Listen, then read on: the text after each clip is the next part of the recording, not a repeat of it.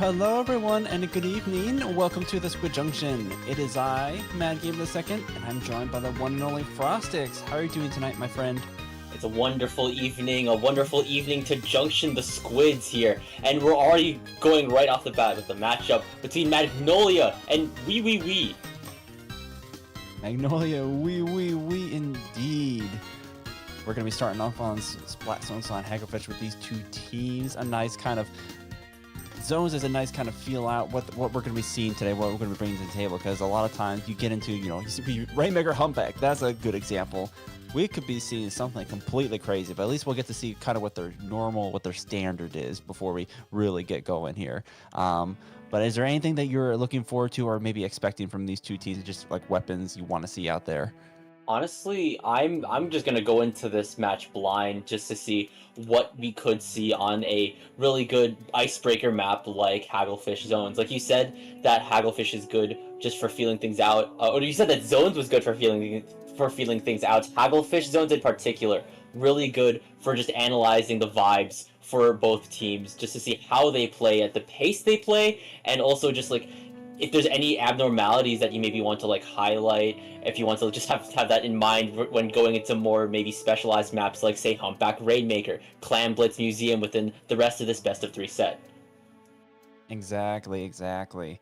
Now I know Hagglefish here, like depending on the vibes of these two teams, but we could see if the momentum really shifts, like it can be hard to break out on Hagglefish here. So that'll be the thing to watch out for, is like what kind of lockout strategy are we going to be seeing from these two teams, and what kind of retake strategy are we going to be seeing. I know that back in the heyday, Crab Tank was pretty strong on this map, not only for on top of the 10th there, but just really just going down the middle of the zone, because once you had a Crab Tank firing down that way, it was really hard to avoid it without really while like contesting the zone at all. But on the flip side, you do have some nice flank routes around the pillars in the middle that could potentially, if you're not watching out, service to some sort of shark weapon, some sort of rat weapon like a brush or a carbon roller. So really there's some flexibility here we could be seeing. Yeah, definitely so here. When it comes down to lockout strategy, something that I've personally been facing a lot within scrims with my team has just been AoE weapons under the tent, playing under the ledges near the steps. A blaster, like say an S blast or even the custom blaster, or say a dread ringer or a V bucket down there can be dastardly. You don't even need to prop a tent weapon, when I say a tent weapon, a crab weapon all the way on the enemy tent when you can just play under it. No, exactly. Because once you're situated down there, it's like you're basically denying them any sort of drop, because like you don't want to drop into the range of a blaster, because they could just pop you for one and then send you back to spawn. But I agree, like having some the AoE weapons down there is going to be really hard to get past here. So again, just kind of, you got to have a strategy in mind. This is not one of those map modes where you could just go into, okay, we're going to wing it. No, you need some sort of strategy in mind. Yeah, definitely. You don't want to get locked out on a map that's this fast-paced. It's action right back to back from start to finish. You have action in the lanes, in the side lanes. You have action in the front, action in the court, even action in spawn if you can get those rat weapons like you were talking about. If you can send a brush, a wiper, a tetra or some sort all the way deep into spawn here, if they can thrive there, basically that's kind of game over. So you need to find a way to break out of spawn if things get out of control here. Some maybe key points, some power positions to look out for if you are within that lockout situation. Maybe that far left side where usually that first checkpoint is in tower control. That could be a really good spot to at least keep contested. If you don't want to be in a situation where the enemies are in the far left side of your spawn. That's you've got basically all the spots that you're trying to retake taken up. For sure. And I say one step further, like then you have kind of like a bubble or something like that in the middle of the zone, just like denying all that space. Like you have like the double front there, you got the sharks just on your wings, and then like just the specials right down the middle. Like where are you supposed to go at that point? And just again, like you got to have some sort of strategy in mind to kind of counter that. But you don't want to be dropping back in. That's Oh yeah, right into it. I don't want to be another number in a Slayer's kill streak. That next thing you know, you're gonna be posted to Blue Sky. You're gonna be on their Twitter.coms. It'll be something for sure here. And then I think one thing also to note is, okay, well, of course it's zones. I think you got to mention the cheese one way or another here. I'd say this map is relatively slider friendly, and of course you got the other specials, Booyah Bomb, Splashdown, and of course Try Strike. I was gonna say, like, it used to be pretty a roof slider cheesy, but then when they added that little obstruction in the middle, it's like you have to be a little more strategic when you launch that thing, because you don't quite have the full coverage of the zone that you once had. But on the same time, if you're trying to get past the zone and just clear out the other side of it to make room for your team, like, it still is pretty strong in that regard as well. It's, as long as, again, like, if you're able to aim it down properly, but it just is trying to, that I think that is what the main point of this map is. Like, you have 3 routes, but they're very narrow hallways that you have to kind of just force your way through. You have to, you basically, you're playing lots, like, okay, I'm gonna go this one, is there a guy there? Nope. Okay, I'm gonna go down that way, kind of thing, you know. But if you do run into the enemy team, then you kind of have to just force your way through. Yeah, definitely. You kind of just have to figure out if there are any just sharking weapons just laying within your steps, laying within ports here. Another thing that I feel like I more so that I kind of notice whenever I play on Zone's Hacklefish is specifically the opening here. Like, I play maybe a lot of more frontline weapons, and just figuring out how you approach the fight within that opening couple seconds of the match, it kind of feels a little bit daunting. If you try to take zone itself, it feels like you're entering just a funnel of just straight up damage. It's a really contested spot, obviously, because it's the zone, and then next thing you know, you're going to be running into enemy fire. But then when you're presented with the side lanes here, it's always just a mission of getting there unnoticed, seeing if you could potentially get value, even just getting the enemy's attention. If you can get that kind of flank down, it's at least a little bit of an advantage. You could basically signal that to the rest of the team to start taking more space away from the opposing team within that couple opening seconds of the match, and space is always key in a game like Splatoon here. Exactly. And I kind of want to draw attention to our second map coming up on Rainmaker and Hunt, just because it's such a stark contrast to Haggle Zones. Like, Haggle Zones, you maybe just zones in general, you kind of have a game plan and you execute it, and then you try to work around what the enemy team is throwing at you. Rainmaker on Hagglefish, or not, sorry, on Humpback, it's like you can have a game plan, but you gotta be ready for the chaos. You gotta be ready to wing it, because there will be a lot of plays where you're just winging it. Like, you can have kind of a basic skeleton of a plan when you're going in, but you don't have kind of the narrowness, or you're not as limited in where you're able to go like you are on Hagglefish. And just the fact that it is Rainmaker is like, okay, if you're not paying attention, someone can sneak in behind, just grab it and run it halfway across the map before you even notice.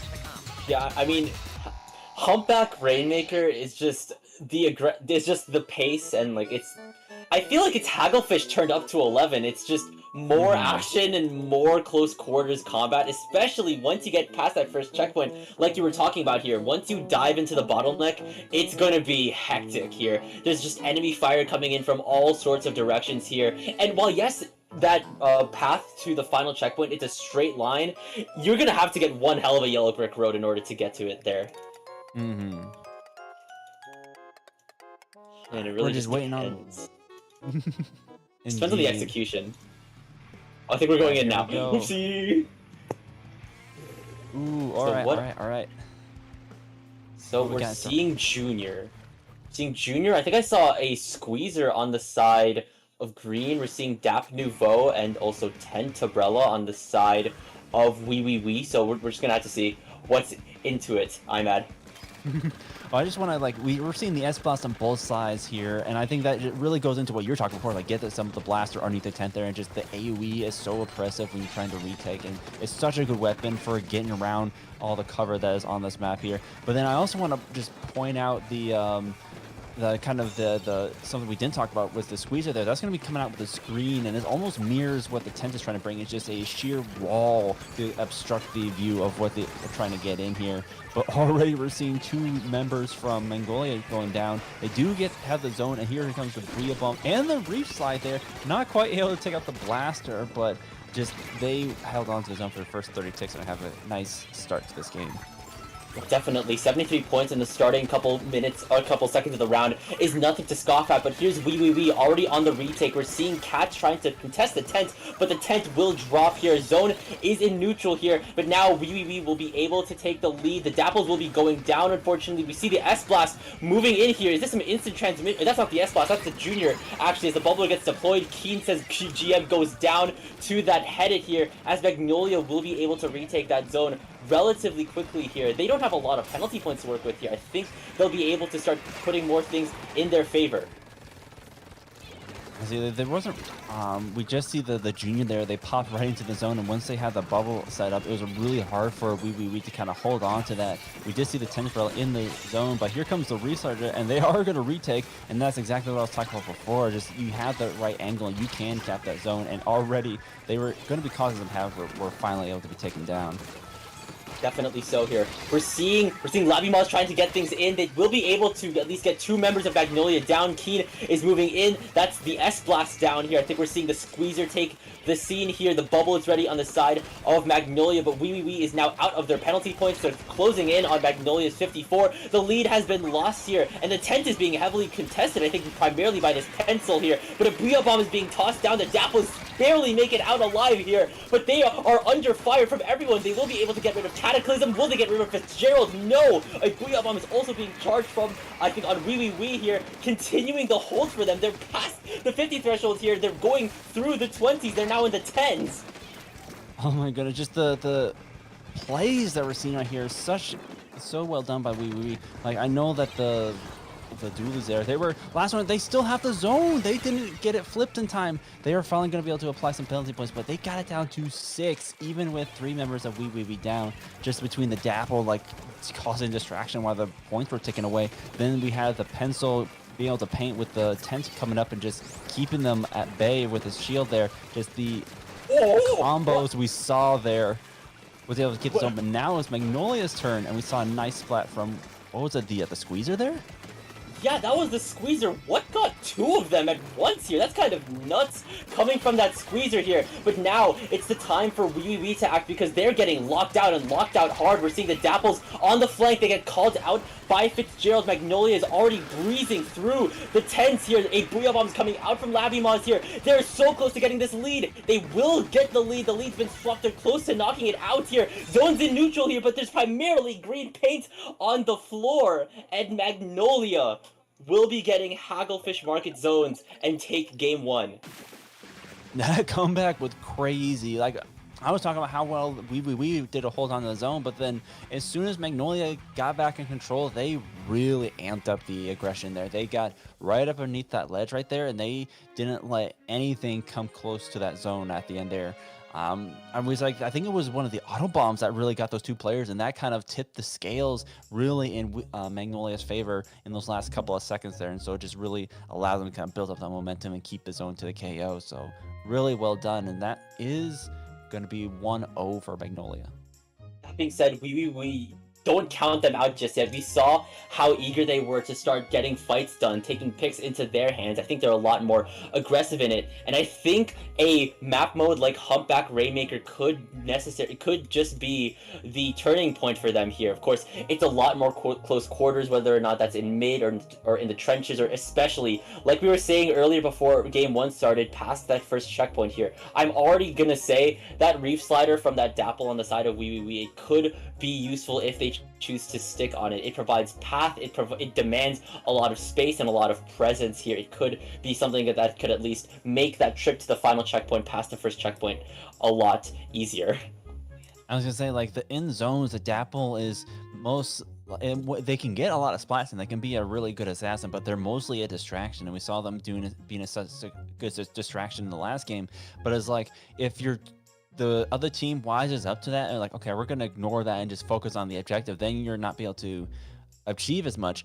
Rainmaker, on the other hand, you can go full assassin mode. If you don't know where those Dapples are, chances are it's going to come out and take down the Rainmaker. Just the Dapples alone, especially with the Restarter, like you're talking about, can just stall out the game while the rest of their team respawns. So I think that is going to be something to watch out for. But nonetheless, the AoE is still going to be a huge factor as well because of the curvatures of Humpback, and so we can't count out those S-Blasts either. Yeah, definitely. The AoE cannot be underestimated on a map with as much ledges as Humpback here. I'm just gonna imagine both of those are gonna be really good at just getting picks whenever in the least expected spots here. Trenches, just underneath ledges, even when a Rainmaker is being pushed. Let's dive straight into the action, Imad.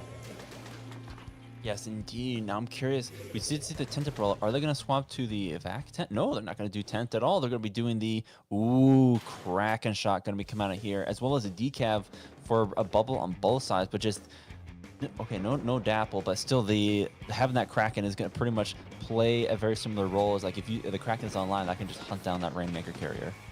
Oh yeah, and just shot the Kraken shot. It's kind of a Swiss Army knife, and already we're seeing the decav go straight into the action. They will be able to take down the S flat before going down themselves. This junior is eager to start going in with a aggressive bubble here, displacing the members of Wee away from mid for a bit. I think they're hunting down that S-Blast, but here comes Keen. They're already deployed the Kraken. They're just charging through mid, commanding a lot of presence for themselves here. The bubble is down, but not a lot of people are eager to start picking up the Rainmaker. I think right now, both teams are trying to secure picks at least, so at least the space is clear for them to start making it to that first checkpoint.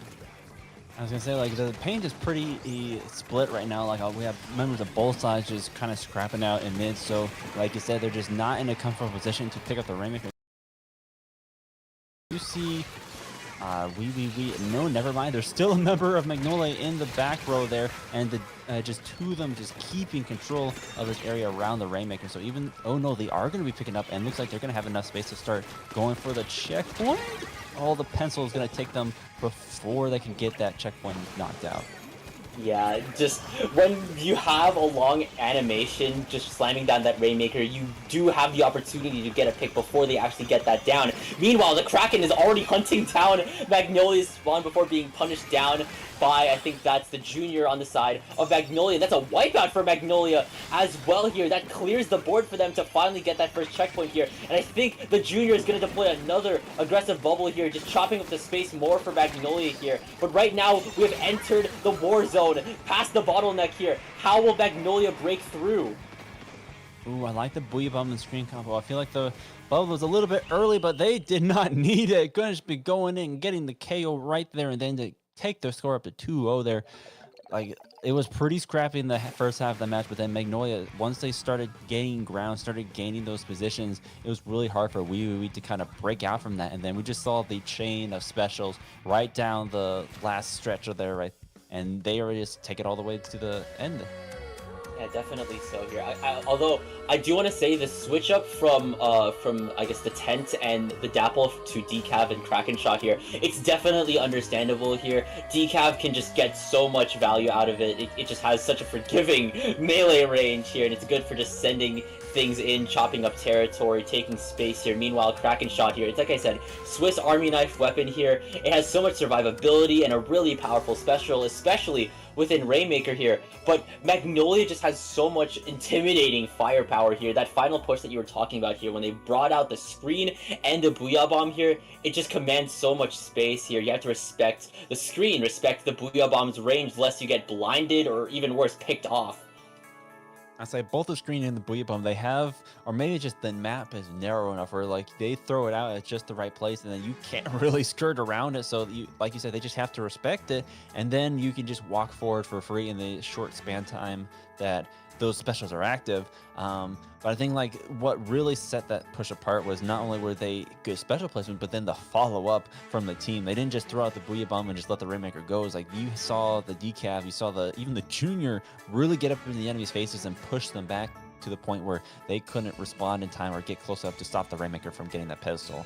But I feel like this will be a set win for Magnolia, but we still got one more match to go. Clamblitz on Museum here. Now this one is going to be interesting because I think specifically for Clamblitz, you have a really tight chokehold. It was a bit of a chokehold for Rainmaker here, and I think they played it well, but yes. Yes. I don't think it's play all three. This is best of three. Dang it. Okay, well, never mind. Don't worry, man. Don't worry, man. There's no need to head to Spinner City for game 3 here. Well, it would have been a tough match nonetheless, but that is going to be the end of set 1, I believe. Yes, indeed. Here, Magnolia will be moving on in the bracket, going straight to winner's bracket semis here into best of 5 sets, which I think is what we're about to witness next, but after a brief break. So don't go anywhere. Squid Junction 98 will be back shortly.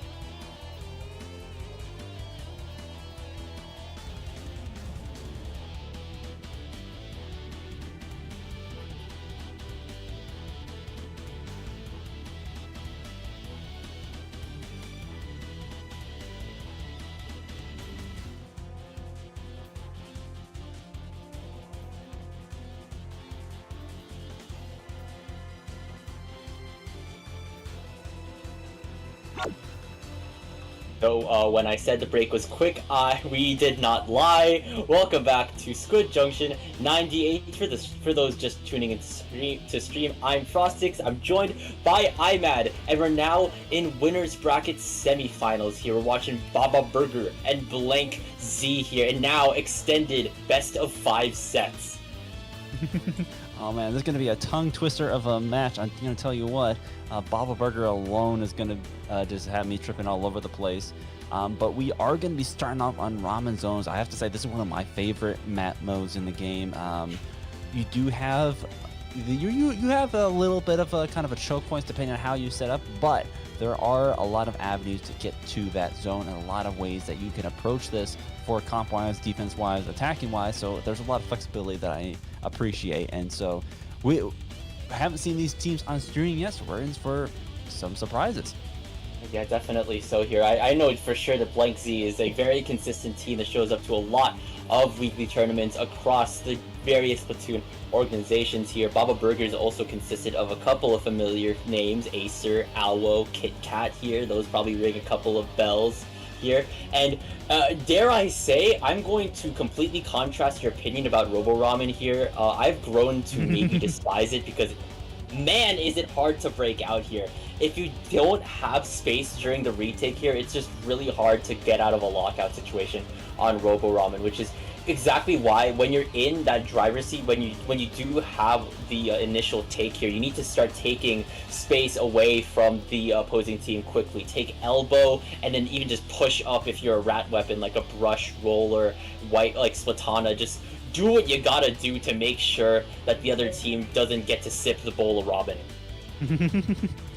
That is so true. There's a long way that you can start to push up, and then the farther you go in, the more limiting the enemy's options are to retake. So it does come down to team coordination and then a couple of special usage to break out. And honestly, that's what you want. You want them to expend those resources just to get out of their base rather than on the zone. So it's just a matter of trying to stall for that time. But like you said, if you're able to keep the enemy from gaining too much space, then you have an opportunity to retake, and you do see kind of that back and forth for some of these matches. But you know, if you get to that point where you are underneath that ledge, then we may see just a complete sweep from that.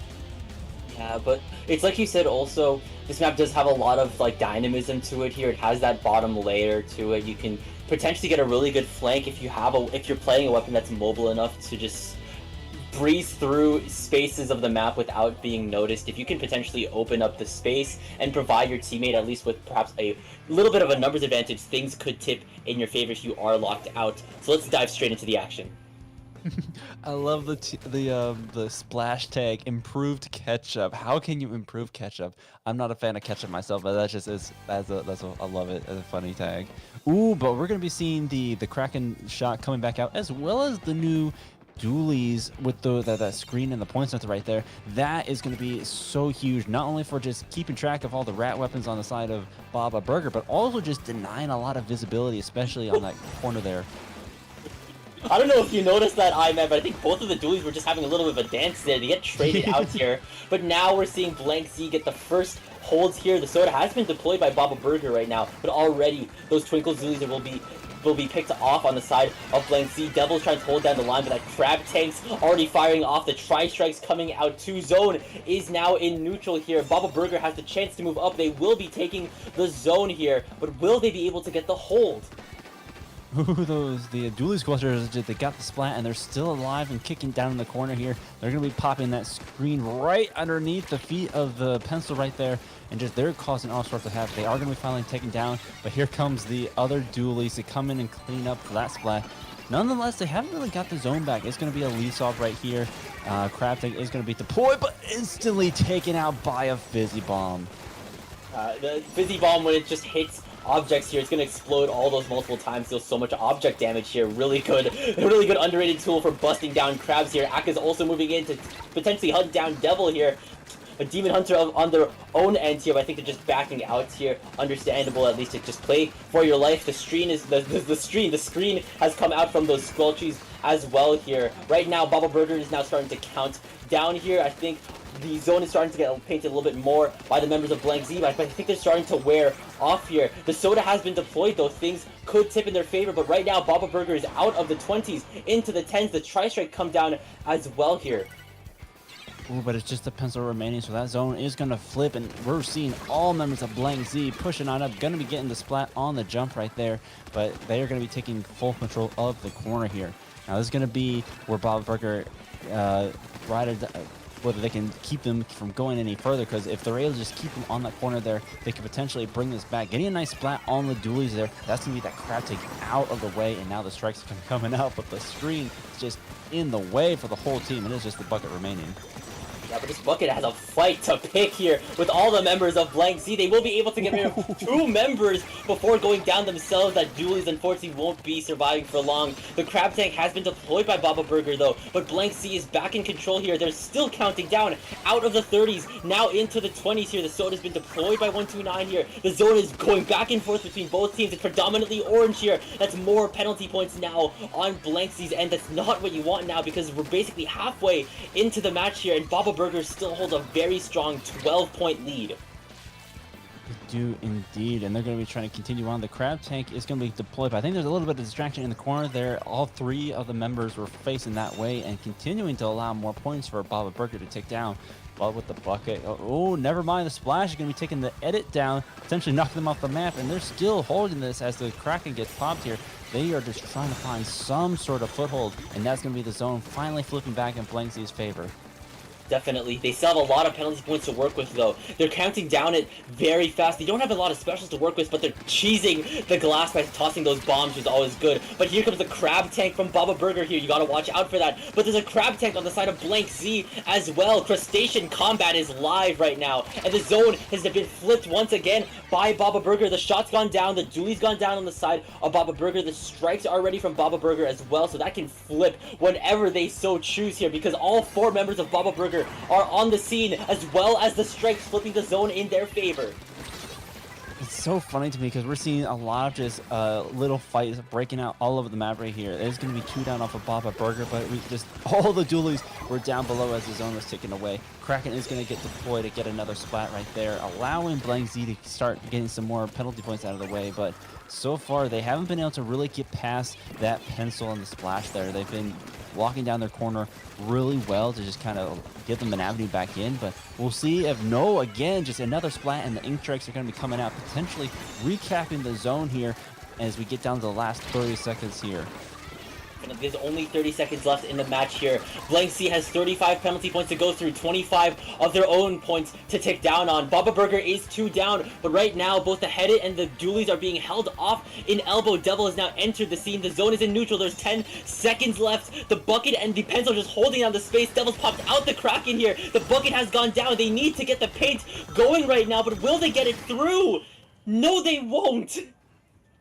Oh man, you saw the decision right there from the Kraken. It's like you have one jump coming in, and then the pencil just locking down zones. Like, which one do you go for? And I feel like the pencil was going to be the play there, because whoever that jumps in wasn't going to be able to contest the zone, but just too much pressure was coming out from, as it was a Baba Burger, and they were just able to just keep control of the zone all the way to the end there.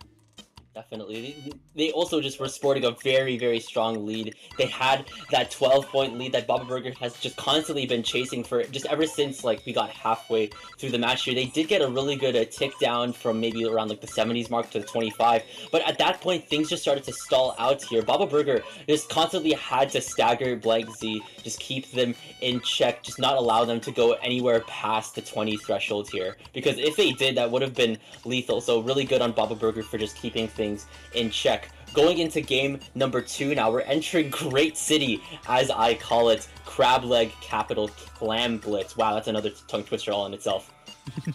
Well, you're going to have a lot of weapons from that last match. Going to be having fun here on those grades. We have all the crab tanks from the splash and the dualies. We have the pencil. We have the edit here. There's a lot of things you got to watch out for up above.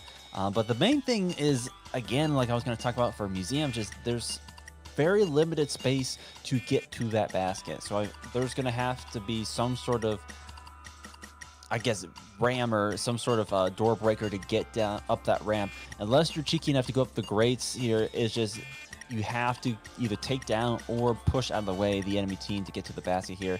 And then once you're up there, it's like, okay, you have to survive the onslaught because you are in the low ground as all of the respawn area is above you. It's just, it is such a tough time to get a substantial amount of points unless you really have that momentum.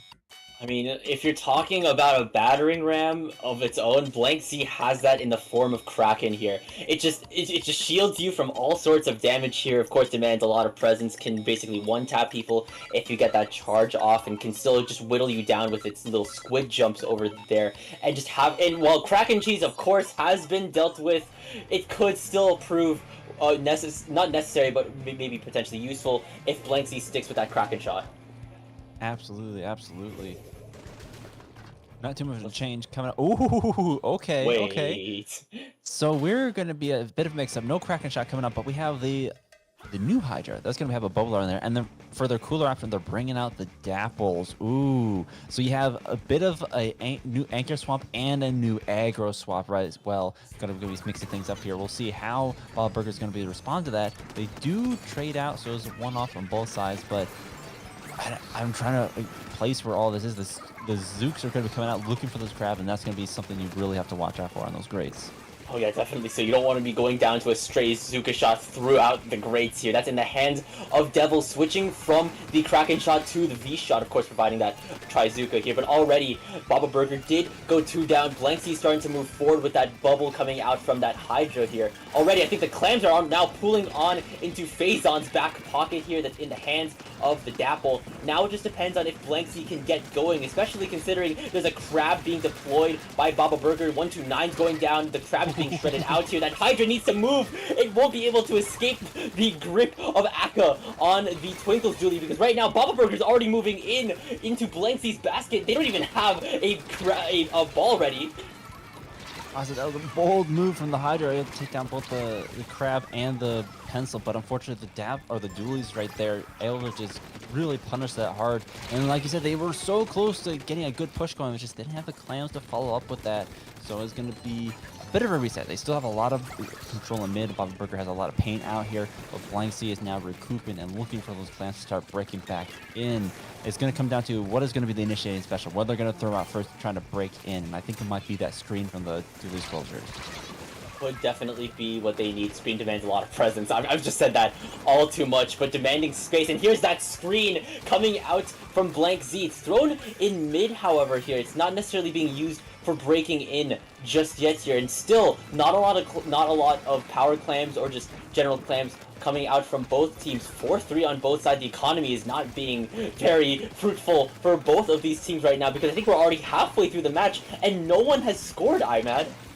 And this is kind of what I was talking about. It's so incredibly hard to break in. We haven't seen a wipeout just yet. We have something like this, 3 members down, but even with that pencil up, you really have to be careful, because they can really, they just do such a good job at locking things down here. But just maybe, nope, there's the pencil again. They will shut you down if you try to go in without some sort of special or protection.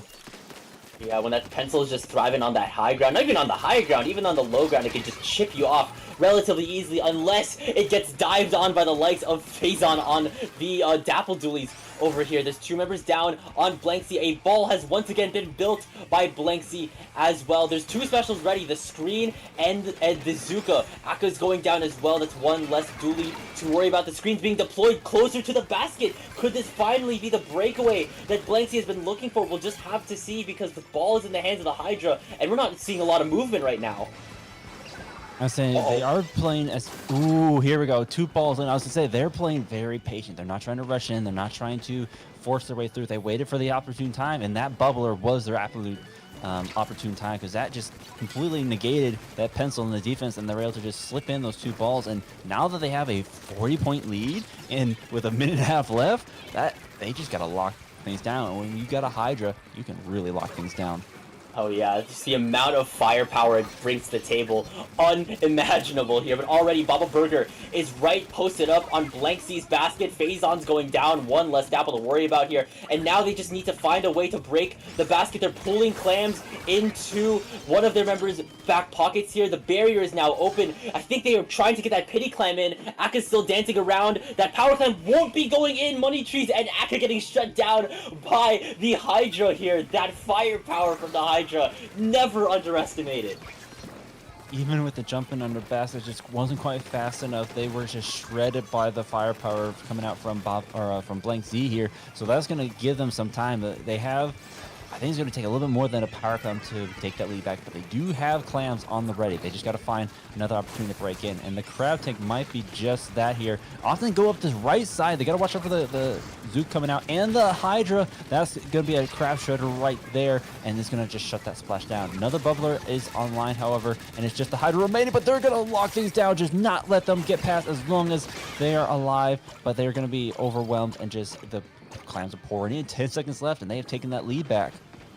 Very quickly here, managing to survive the sheer amount of bullets coming out from that Hydra Splatling over here. The Pity Clam is ready to go, but they're still scoring. Overtime has now begun, but already Baba Burger is deep in Blank Sea territory. So just within seconds of the match ending, Baba Burger is taking a second game in the set here. We saw the Hydra, like, they dropped down right there, and that is a bit of a risky play. I saw the vision, like, they want to get between them and the basket, so they want to just lay out as much firepower as possible, but, you know, like, the bubbler was just on the end of its lifespan right there, and so it was just enough to protect the two dualies that were sitting there ready to move in, and once they did, they just kind of flanked around the Hydra. But I think what really sealed the deal was the fact that they were able to get up and get around that basket, so when overtime kicked in, they were ready to just throw that last claim and not give them even a chance to make a comeback in that last bit. Oh yeah, definitely. You don't want to really deal with just two dualies just dancing around your basket like that, especially when especially when it's Dapple and Squelchies in particular. Those two are slippery here. Not maybe as much as Tetra per se here, but because just their dash rolls are both smooth and quick, respectively here, they're hard targets to keep track of here, and then it just allowed them to constantly keep that clam flow coming in. They took that lead, pushed it even further. That way, Blank Sea didn't have a chance of taking it back into overtime. So it's now match point for Baba Burger. If they take a ship-shaped TC, they will be moving on to winners bracket finals.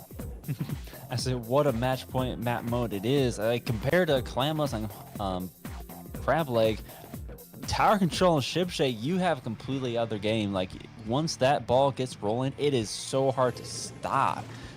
You're going to see a lot of the range that maybe the pencil definitely going to come back out. Potentially seeing, yes, here comes the edit. So just the amount of space control that you have, just being able to like keep control of where the tower is going, that's going to be crucial here.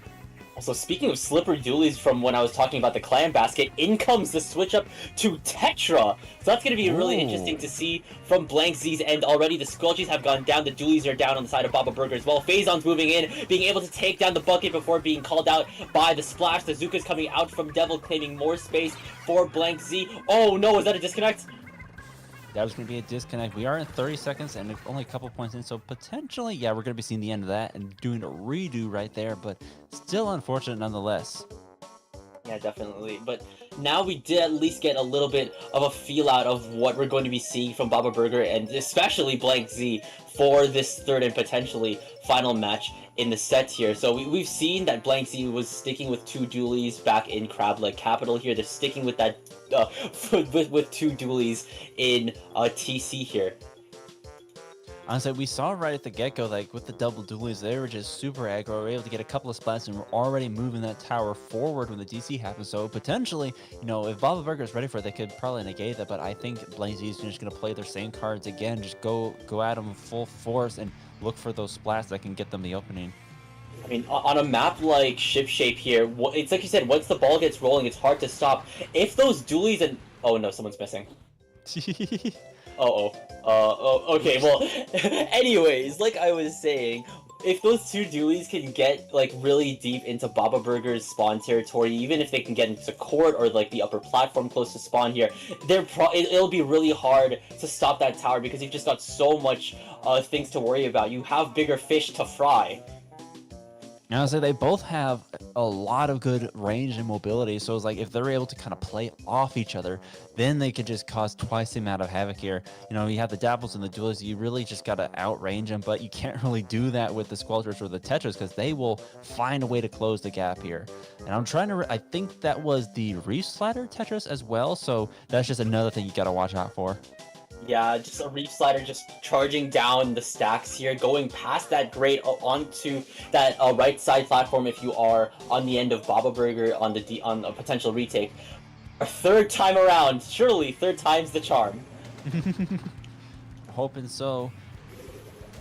Now, I say the one thing that would play into Baba Burger's favor right here is they do have the crab tank and the pencil there. It's just that kind of, rather than trying to get up close and dance, those, once they are in a good position, can really just hold a lot of space from a distance here. We do see the dualies. Dualies going to be going in favor of Blank Z there, and the splash going down as well. So with the Tetris are just going to go in full force after those last couple. They do secure the picks here, but not a lot of space on the tower right now because Baba Burger's already starting to move in. Aka's moving onto the tower before jumping off a bit here. They're already taking control of potentially both stacks here. The shot and the squelch is going down. Phazon's moving in with a slider here. They will be able to get rid of 2 members of Baba Burger before being called out by the pencil. Once more here, we see Aka's trying to make a move on. They have the bubble ready to go here. It's deployed, being able to get rid of Devil, and that dually is in Blank Z's area right now. Hard to get potentially rid of if Phazon doesn't have anything to say about it, though. It's a good play to get the dualies out of the way, and so they can't pop the bubbler on that corner here. But with the amount of players on this other stack right here, just the scrappiness is going to divert attention. But we see Blank Z going to be moving that tower forward as the screen gets popped here. Money Tree going to be staying alive, going to get a nice splat right there. So with them underneath, Blank Z really got to watch out as they're taking the checkpoint here. Yeah, right now they will be able to get past that first checkpoint. Devil's going down to the splash, just playing around that stack very effectively, getting rid of the squelchies as well, just cleaning up house here. The Tetris have gone down as well. That's one less rat to worry about right now because Baba Burger is cruising that tower now past mid. They're approaching the left stack now, potentially getting that first checkpoint because they're already pushed up right now. They're pushed so far up. We did see the crab tank getting popped, and we have already a couple in the pit, and that's where you really want to be. Just keep them away from this corner. And then they're, oh, here we Aka pushing all the way up. Going to be taking another splat down. They have full control of this left side of the map, and they're looking to take the right side as well.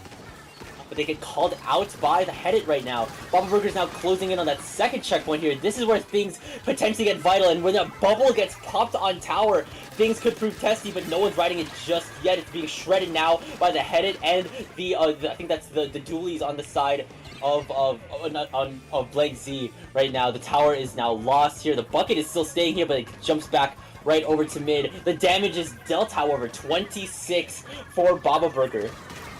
Such a huge lead, and honestly, like that right corner, that second checkpoint is the gauntlet you have to make. He is not too often you see a full KO on this map just because of how well the defense set up. But with how Baba Burger's been setting up, how aggressive they've been, like if they're able to get up there, that could just be huge gains for them right here. But they're beating some tough resistance from Blank Z, getting potentially 3 down right there, and they're going to be looking to find that 4th as well as they retake the space.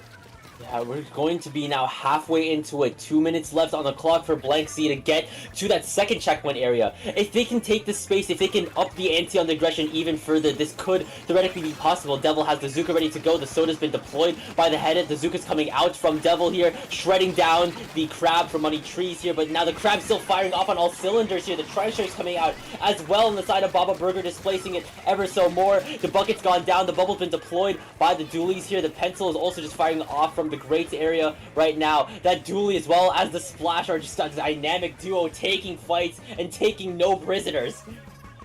Man, just how long Devil survived there, it was insane. But they were eventually forced out of that corner right there. And once the bubble was set up from Baba Burger, it was just the end of that push right there. They did manage to get the checkpoint, but I think they weren't able to gain as much ground. Now they're going to be taking 2 members of Blank's out. I'm sorry, Baba Burger's out, and so potentially going to be restarting that. Devil looking for that last spot on the puzzle, trying to just clear them out so they have a clear shot to the second checkpoint, and they finally are able to fit that mark and get a second for their trouble. Alright, and this is now where everything is on the line. 1 minute left for Blank Z to get the ball rolling. Devil is still in there like swimwear, potentially getting more picks before getting called out by the pencil on the side of Baba Burger. And Baba Burger is now starting to mobilize with immense speed here, trying to get rid of the Tetris. They will be able to get rid of the Tetris as well as the Squelchies in their own spawn because Baba Burger is already pushed up here. The tower hasn't even broken past mid, and Baba Burger is already looking for a fight. strikes gonna be coming out, just gonna be clearing things out. 20 seconds remaining. They don't even need to stand on the tower at this point. All they gotta do is just start to move in, get some splats, keep them away, and it's just the one. It is just Devil remaining, and they're gonna be taken out by an aggro pencil, really up in their face right there. 10 seconds remaining, and that is all the time that they need to stall for. At this point, it's going to be incredibly tough for Blanksy to get back in, especially when you have a Bubbler and a Dooley sharking around that tower. Baba Burger getting a nice game 3 to take this set. Yeah, a clean sweep from Baba Burger, able to get rid of Blank Sea, dropping them down into loser's bracket. This isn't the end of their journey. It's just going to take a little bit more of a climb. But Baba Burger's moving on to winner's bracket final to go against whoever wins between JSP, FRR, and Meg. The previously witnessed Magnolia. There's no need to see Undertow, Spillway, Rainmaker, or Mahi Mahi zones. We'll just have to just close out the set here. Indeed, we do have 1-0 on the side of JSP for real and Magnolia, so we have a little bit of time to take, but I'm looking for, we are going to be hitting up our winners finals next up, so stay tuned and stay hydrated, and we'll be right back.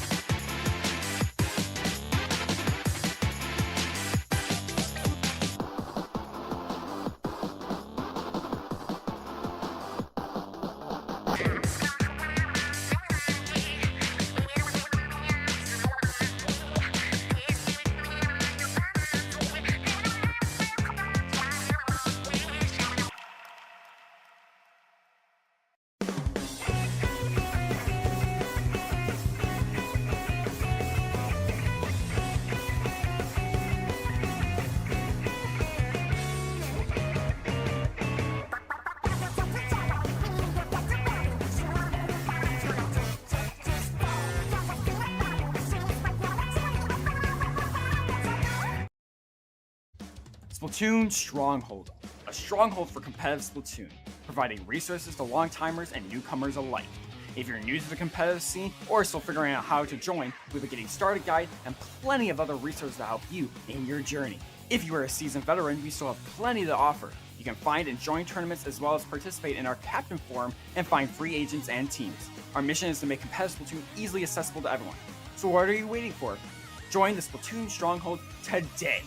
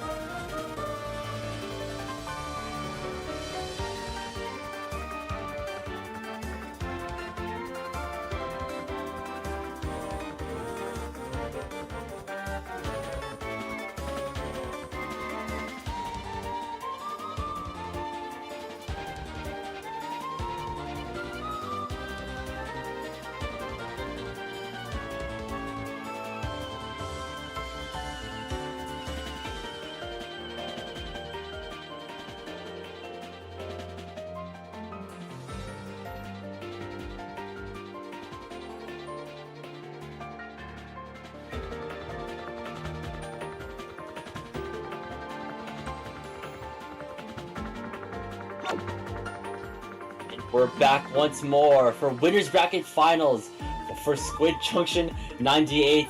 I'm Frost6, I'm Mad is still here. Why did I have to put it like that? Sorry, I'm Mad. And we're seeing the return. We're seeing the return of Baba Burger, the winner of last stream set, going up against JSP for real.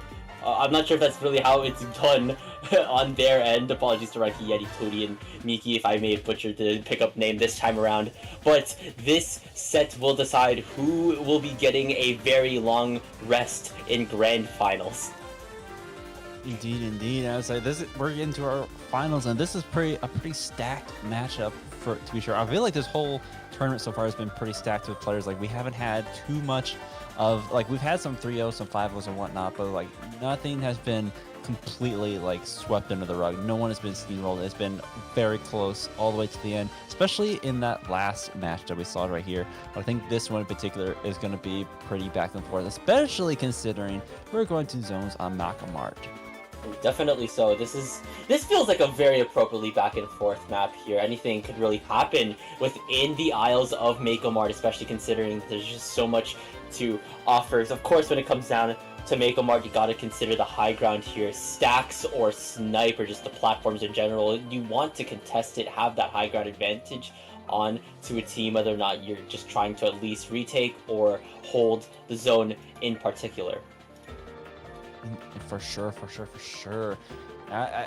We talked about the versatility of zone or a ramen, another set. I feel like Makamart is also pretty versatile. Like, it is very much a rap weapons playground. It has a lot of short range potential because of the amount of cover I have here, but there's some nice high ground, some stacks for the back lines for the long range weapons to play it with as well. But you do have to be careful for all the little weapons in the alleyways and whatnot, because especially on zones, they have a tendency to flank all the way around and get into your baser, and that's what you really have to watch out for. Oh man, I've had my fair share of carbons, of decavs, and especially of brushes, just going down that little side lane, going straight into that drop on the spawn, immediately getting me out before I can even imagine what mid looks like. So let's just see what these teams have to offer. Ooh. We're going to be seeing the brand new bow coming. Oh, never mind. We have a DC. We're going to have to reset that. But, ooh, double bow coming out here as well. 3 of the new weapons with that zap right there. But that's going to be Inkjet Tri-Stringer right there. Not only is it it has the range I was talking before, but it has the arc to kind of ignore all the cover that is on this map here. Like, it's in the same vein as Explorer. Like, you can't really hide as well from a bow same way, especially when it has an Inkjet that can just tower above everything else. It could just arc those shots from, say, the mid stacks onto the upper plat of the enemy team here, just providing all the more chip damage, a lot more space control that you want in a map that's vertically like this here. Also on the side of JSP FRR, the Milk Reflux here, that's a really interesting pick coming out from that as well. It's sporting, I think, Fizzy Booyah Bomb here. So they do have something that can not just paint the zone, but also just paint space and just chop up territory very efficiently, because this is Reflux we're talking about. They're going to have a lot of paint, going to have a lot of special, and then it has a lot of bombs to dish out as well. So overall, just going to be quite a bit of a nuisance. It won't necessarily, well, depending on who's playing, it won't necessarily want to get up in the enemy's face, but it can launch enough ink and other stuff out there to just be a menace on its own here. But it is one of those short-range weapons. Like, if you have the aim to play the weapon, you can get in those alleyways and just cause all sorts of havoc behind them, and especially with the one-shot tap you got right there. So you don't want to underestimate it for any means. Yeah, definitely. It's not just the special spammer. It's still a stringer all to its own here. It's got a lot of deadly tricks up its sleeve, and also like one more weapon to analyze on the side of JSP for real. They have an aggro cooler. It's in the hands of an NZAP. No, like, not only will they have, like, as a shooter, it's got a lot of paint, it's gonna be getting a lot of the cooler, but again, just it fits so well for Makamart because it has that short range kind of aggro style that the Zap has. So you can get around it, you can be a little bit of a menace yourself here, but you don't have to really rely on your backline to be dissing out those coolers all the time. Oh yeah, and it'll probably provide more just accessible coolers, especially when maybe if JSP is trying to at least go for a little bit more of a divey thing, but with 2 bows in their hands, I'm not sure if that's entirely what they're looking for here. Meanwhile, on the side of Baba Burger, we saw them have a pretty well-rounded comp on their end here that can still provide a lot of good value here. They had the I think there was like the dualies, of course. They had like the bucket, of course. And when a map has this much kind of verticality, an AoE weapon is never a bad thing to consider picking up for Mako Mart here. And that bucket on Baba Burger, I feel like is just gonna have the time of their lives. Oh, absolutely. And I think on top of it, has those strikes for zones, and I think this is one of those zones where you have, if you're able to place them well enough, you can just cap the zone all on your own. But that just overall is going to be a strong contender you're going to have to watch out for. So I think this would be, I think they were the ones rocking the bubble dualies as well, which it doesn't really do well against the strikes. However, it can do to, like, you set up on the stacks right in front of the zone right there, and it covers enough space where you can really get a lot of points out of that and just divert all the attention of the enemy team. I think the dualies on the side of Baba Burger also had V dualies in their back pocket as well. I think they brought it out for what I think was Robo Ramen zones here. So, of course, a crab on one of the mid stacks here, really, really dangerous because it can just fire off onto those elevated platforms coming straight out of your spawn if you are locked out. For sure, for sure. And we're just waiting for these two teams to get set up. We did see the DC there, so a bit of a reset for right there. And we don't even know what the fourth weapon was. It didn't even... That's true. It load right in, so we have a bit of a wild card coming out from the side of... well, actually, no, we just saw Baba Burger in action, so there's only so much they can hide from us. Yeah, we'll just have to see what is in store now here. And wow, the last weapon on JSP that we just completely negated to mention, Frozen Pro. They got missiles in their back pocket as well. Meanwhile, on the side of Baba Burger, we're seeing Akka switch to the third Splat Dualies kit, End Parry, so that's going to support Splashdown. I would say that Splashdown is another thing you can... there's a lot of things you got to watch out for on Macklemore, but I think there's some good angles that those Splashdown can get at them to be safety. But I want to call attention to the Pro right there. They were rocking some Respawn Punisher, so that's going to be an especially dangerous Pro to have to go against, especially for some of the dualies or the Splash right there. So we're going to be seeing the first inkjet coming up. Ooh, taking out the Splashdown before it can really get going. JSP for real, going to be having control of that zone for real, and they are just looking to take some space afterward. They just have a lot of space going on right now here. They're already contesting the upper platform. Here's Miki arcing the shots like what I was thinking that they would do here, just contesting that upper platform. That bucket's taking a lot of chip. The coolers coming out from that end zap. The Booyah bombs being charged by that Milk Lux being tossed onto the platform as well here. And JSP's already past the 40 thresholds here. They're going to break out of the 30s into the 20s here. Baba Burger's got to start moving fast. I said we do it. Well, I was going to say we have those ink strikes online to push their way in, but that just got shut down. They were cooler, so they still have it, but the Splashdown was used a bit early just to kind of break out. But I think with 3 members down, that Strikes is going to open their way up and keep the zone. Getting it down to 7, though, that's going to be a hefty thing to have to come back from, especially with the Inkjet bearing down. Going to be just keeping them from really getting too far into the base here.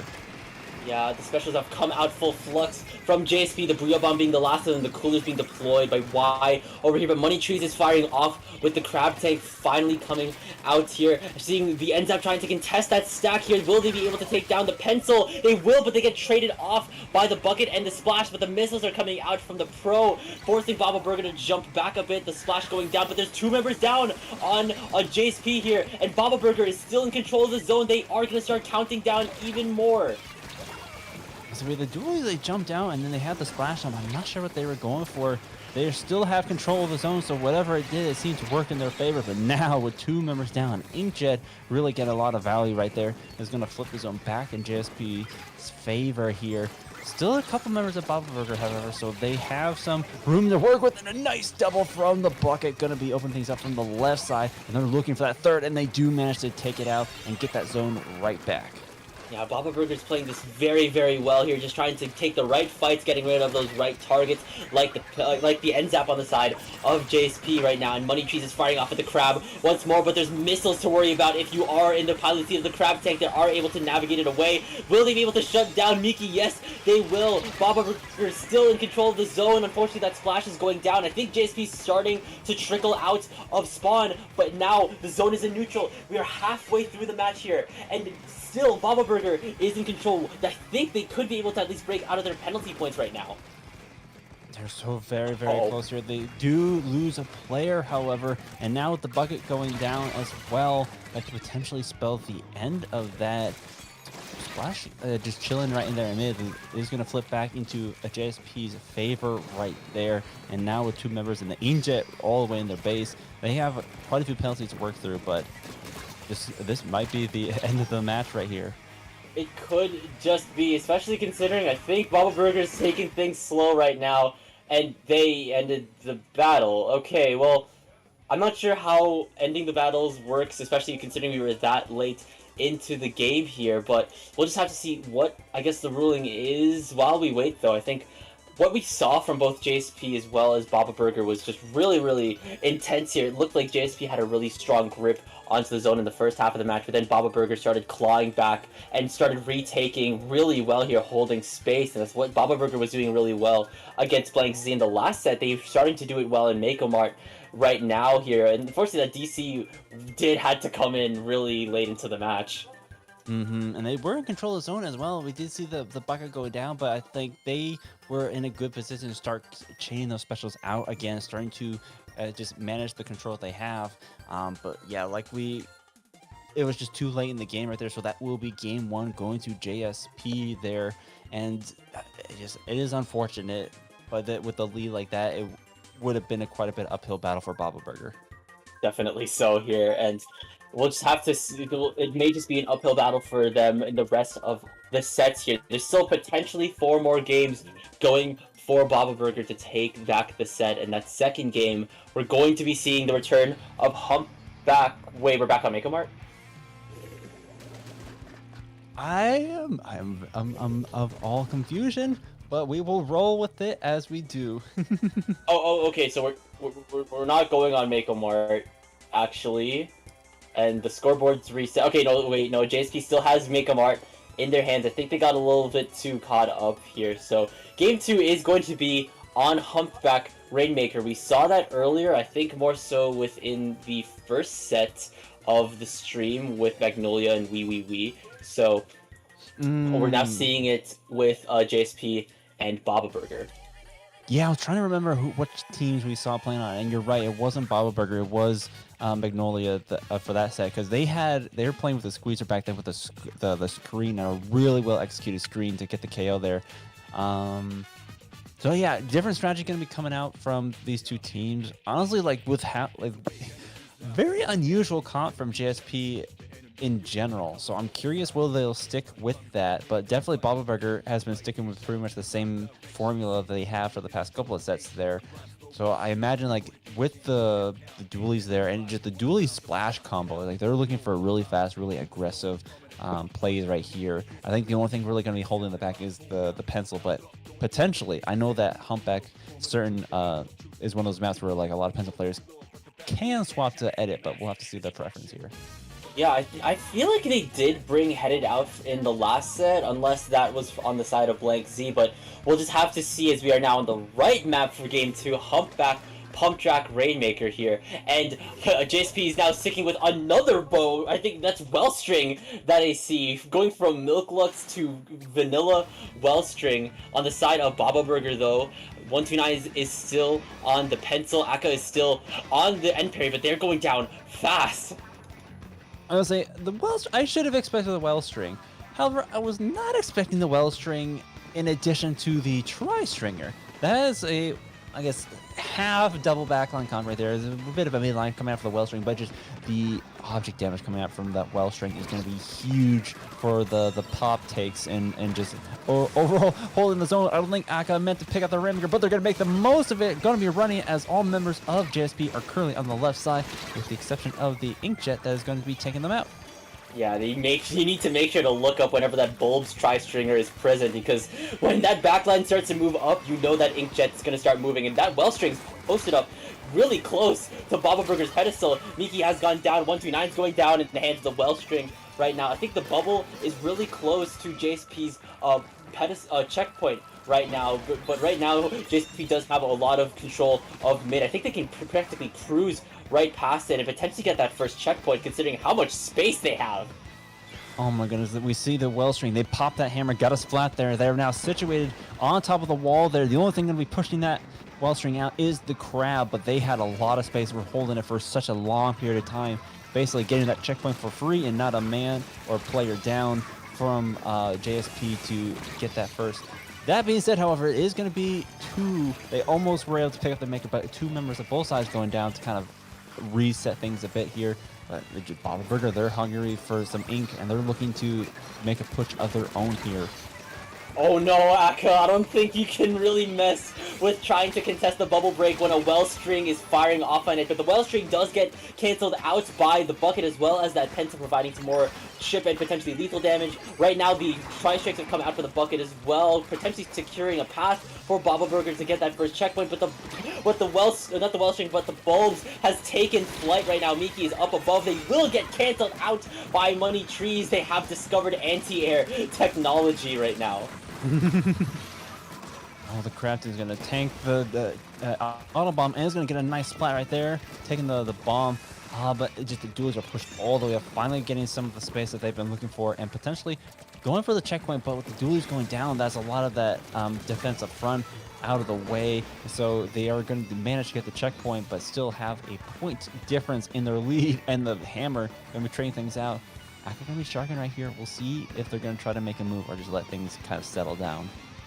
They're just letting things slide right now. That's understandable, playing for your life right now when you are this end parry duelie. But right now, JSP just pops it within the blink of an eye, and Miki is once again equipped the jetpack, firing off, trying to hunt down Akka. Akka is now jumping out, and there's that anti-air once again from Baba Burger, canceling out Miki's jet. And now Baba Burger is starting to move in. They will be able to take that lead back, but now they've entered the bottleneck. But that's a blue brick road right now for Baba Burger here. They push the lead to 15. Oh, the splash that was just a little bit too early. Not able to get the pop here. Gonna go back into JSP's favor, but the strikes still gonna give them some space to work with. They gotta be very careful and play things a little bit patiently, with so many members of JSP are up, but they do manage to take two of them down, get the Rainmaker before resets, and then trade out that bow. Finally, with three members down, it's gonna allow Baba Burger to kind of reset into mid, and JSP have quite a bit of ways to go to get that lead back. I mean, but look at JSP right now. Look at why they're already posted up at that first checkpoint that they broke earlier. But right now, Baba Burger is starting to post up the defense already. Akka's going down. Miki's firing off with the Inkjet. The missiles have come out from Toady, and it's a wipeout for JSP, and the lead has been taken. But the Rainmaker isn't going to that final checkpoint just yet. Baba Burger is not going down without a fight. A minute to win it right here, but they got to get all the way to get the KO. They have no leeway whatsoever, and with how little time's left, like JSP, they don't have to really push in too far, and a double bow comp like that has all the defensive power in the world, especially when we have an Inkjet to boot on top of all that. So Baba Burger, again, just got to play patiently, got to work to find their opening, but the flank from behind, Akka going to try to shut it down, but does get taken out, and so it's going to be a trade with the Rainmaker as we get into the last 20 seconds. Unfortunately, Akka couldn't call out Toadie's flank just yet, and they stopped the Rainmaker just at the cap of that bottleneck right now. There's going to be around 10 seconds left for Baba Burger to at least pick up the Rainmaker and start overtime, but right now, JSP, oh, that Wellstring's just waiting to pop the hammer, I know it here. The Rainmaker's been picked up and gets dropped, the splashdown's coming out, the hammer gets cancelled here. Will they pick up the Rainmaker? No, they cannot! And JSP, for real, will be taking game number 2. Gosh, I thought for sure that Baba Burger had that there with a lead like that. You would expect, but I think the wipeout just flipped the tables onto them. Just they played it really smart, and they took that opportunity in all the way. It was just unfortunate, really, that they couldn't get the KO. But I think just the respawn, like having the mindset, okay, we can't let them get the last point here. That's all we got left to work with. Honestly, I feel like things would have been a little bit more different if they managed to at least get rid of Toady on the flank there. I think I know what they were trying to do, just drag attention away from that end parry, especially because they had splashdown. If that end parry was within kind of like the push forward here, that splashdown is already really dangerous. It can just clear space, even potentially get picks if the members of JSP are just in the wrong place in the wrong time. So at least dragging the end parry out of the fight is really good, and getting them picked off while you live is even better for JSP. So really well navigated right now. It's now match point here. Baba Burger really needs to start upping the ante, because we're going on to Inkblot to Art Academy TC. Yes, indeed. Okay, this falls kind of more into what we saw for Makamar. You know, it is a bit of very chaotic on Humpback Pump Track, and we saw how Baba Burger, they were really holding their own on that mode, on that map. But you know, for Tower Control on Inkblot, this is one where you really can't afford to get a wipeout like we saw on Rainmaker. You really can't afford to lose too much space, because every bit of ground you give up, the enemy team is gonna just take advantage of that. And I think that's going to be really tough right here, especially if they're rocking the double bow like they have been. Just the fact that they have the tri-stringer alone is so oppressive, especially when you get it set up on the stacks. Oh, definitely so here, and even with Wellstring as well, it can just provide so much, maybe a little bit more paint than necessary. But now a third bow switch coming out. For now, 2 tri-stringers on the side of JSP for real. Toady and Y still on Frozen Pro and NZAP. Meanwhile, on the side of Baba Burger, still sticking with their guns here. We'll just have to see if they can stand their ground right now. That's crazy, man. And it seems to be working. That's 3 members down. It is just the pencil remaining. We're going to see that pro trying to get in and go after them, but are going to be traded out here. But again, with 2 bows on the tower in that corner right there, it's going to be so tough to break in here. Inkjet is going to be taking out Akka on the dualies. They are going to take out the bow in return, however, so going to be stalling things out. But with 3 more members down, is back on the tower for JSP, and the further they get into their base, the harder it's going to be to knock them out here. But I think they are going to just keep things stalled out for the time being. Yeah, definitely. They will at least get the first checkpoint, but now the tower's cruising back into mid, and now Baba Burger's at least canceling out JSP's cooler. The zap going down. This Wellstring is, not Wellstring, this tri-string is already right back into place to start raining down more chip damage. But now Baba Burger's on the tower. Aka's deploying the bubble as well here, but no one is kind of with them right now. It's an isolated fight for Akka to fight right now here, and already JSP's rallying towards mid, trying to at least take up the fight. The Frozen Pro's going down, though. That's one less missile to worry about. And so as soon as they can get that crab tank up and running here, that's going to be a lot of space for them to clear on that left stack here. But just they can't get past the initial fight right here. It's going to be a lot of pain out here for JSP. Do take 2 members of Baba Burger down here.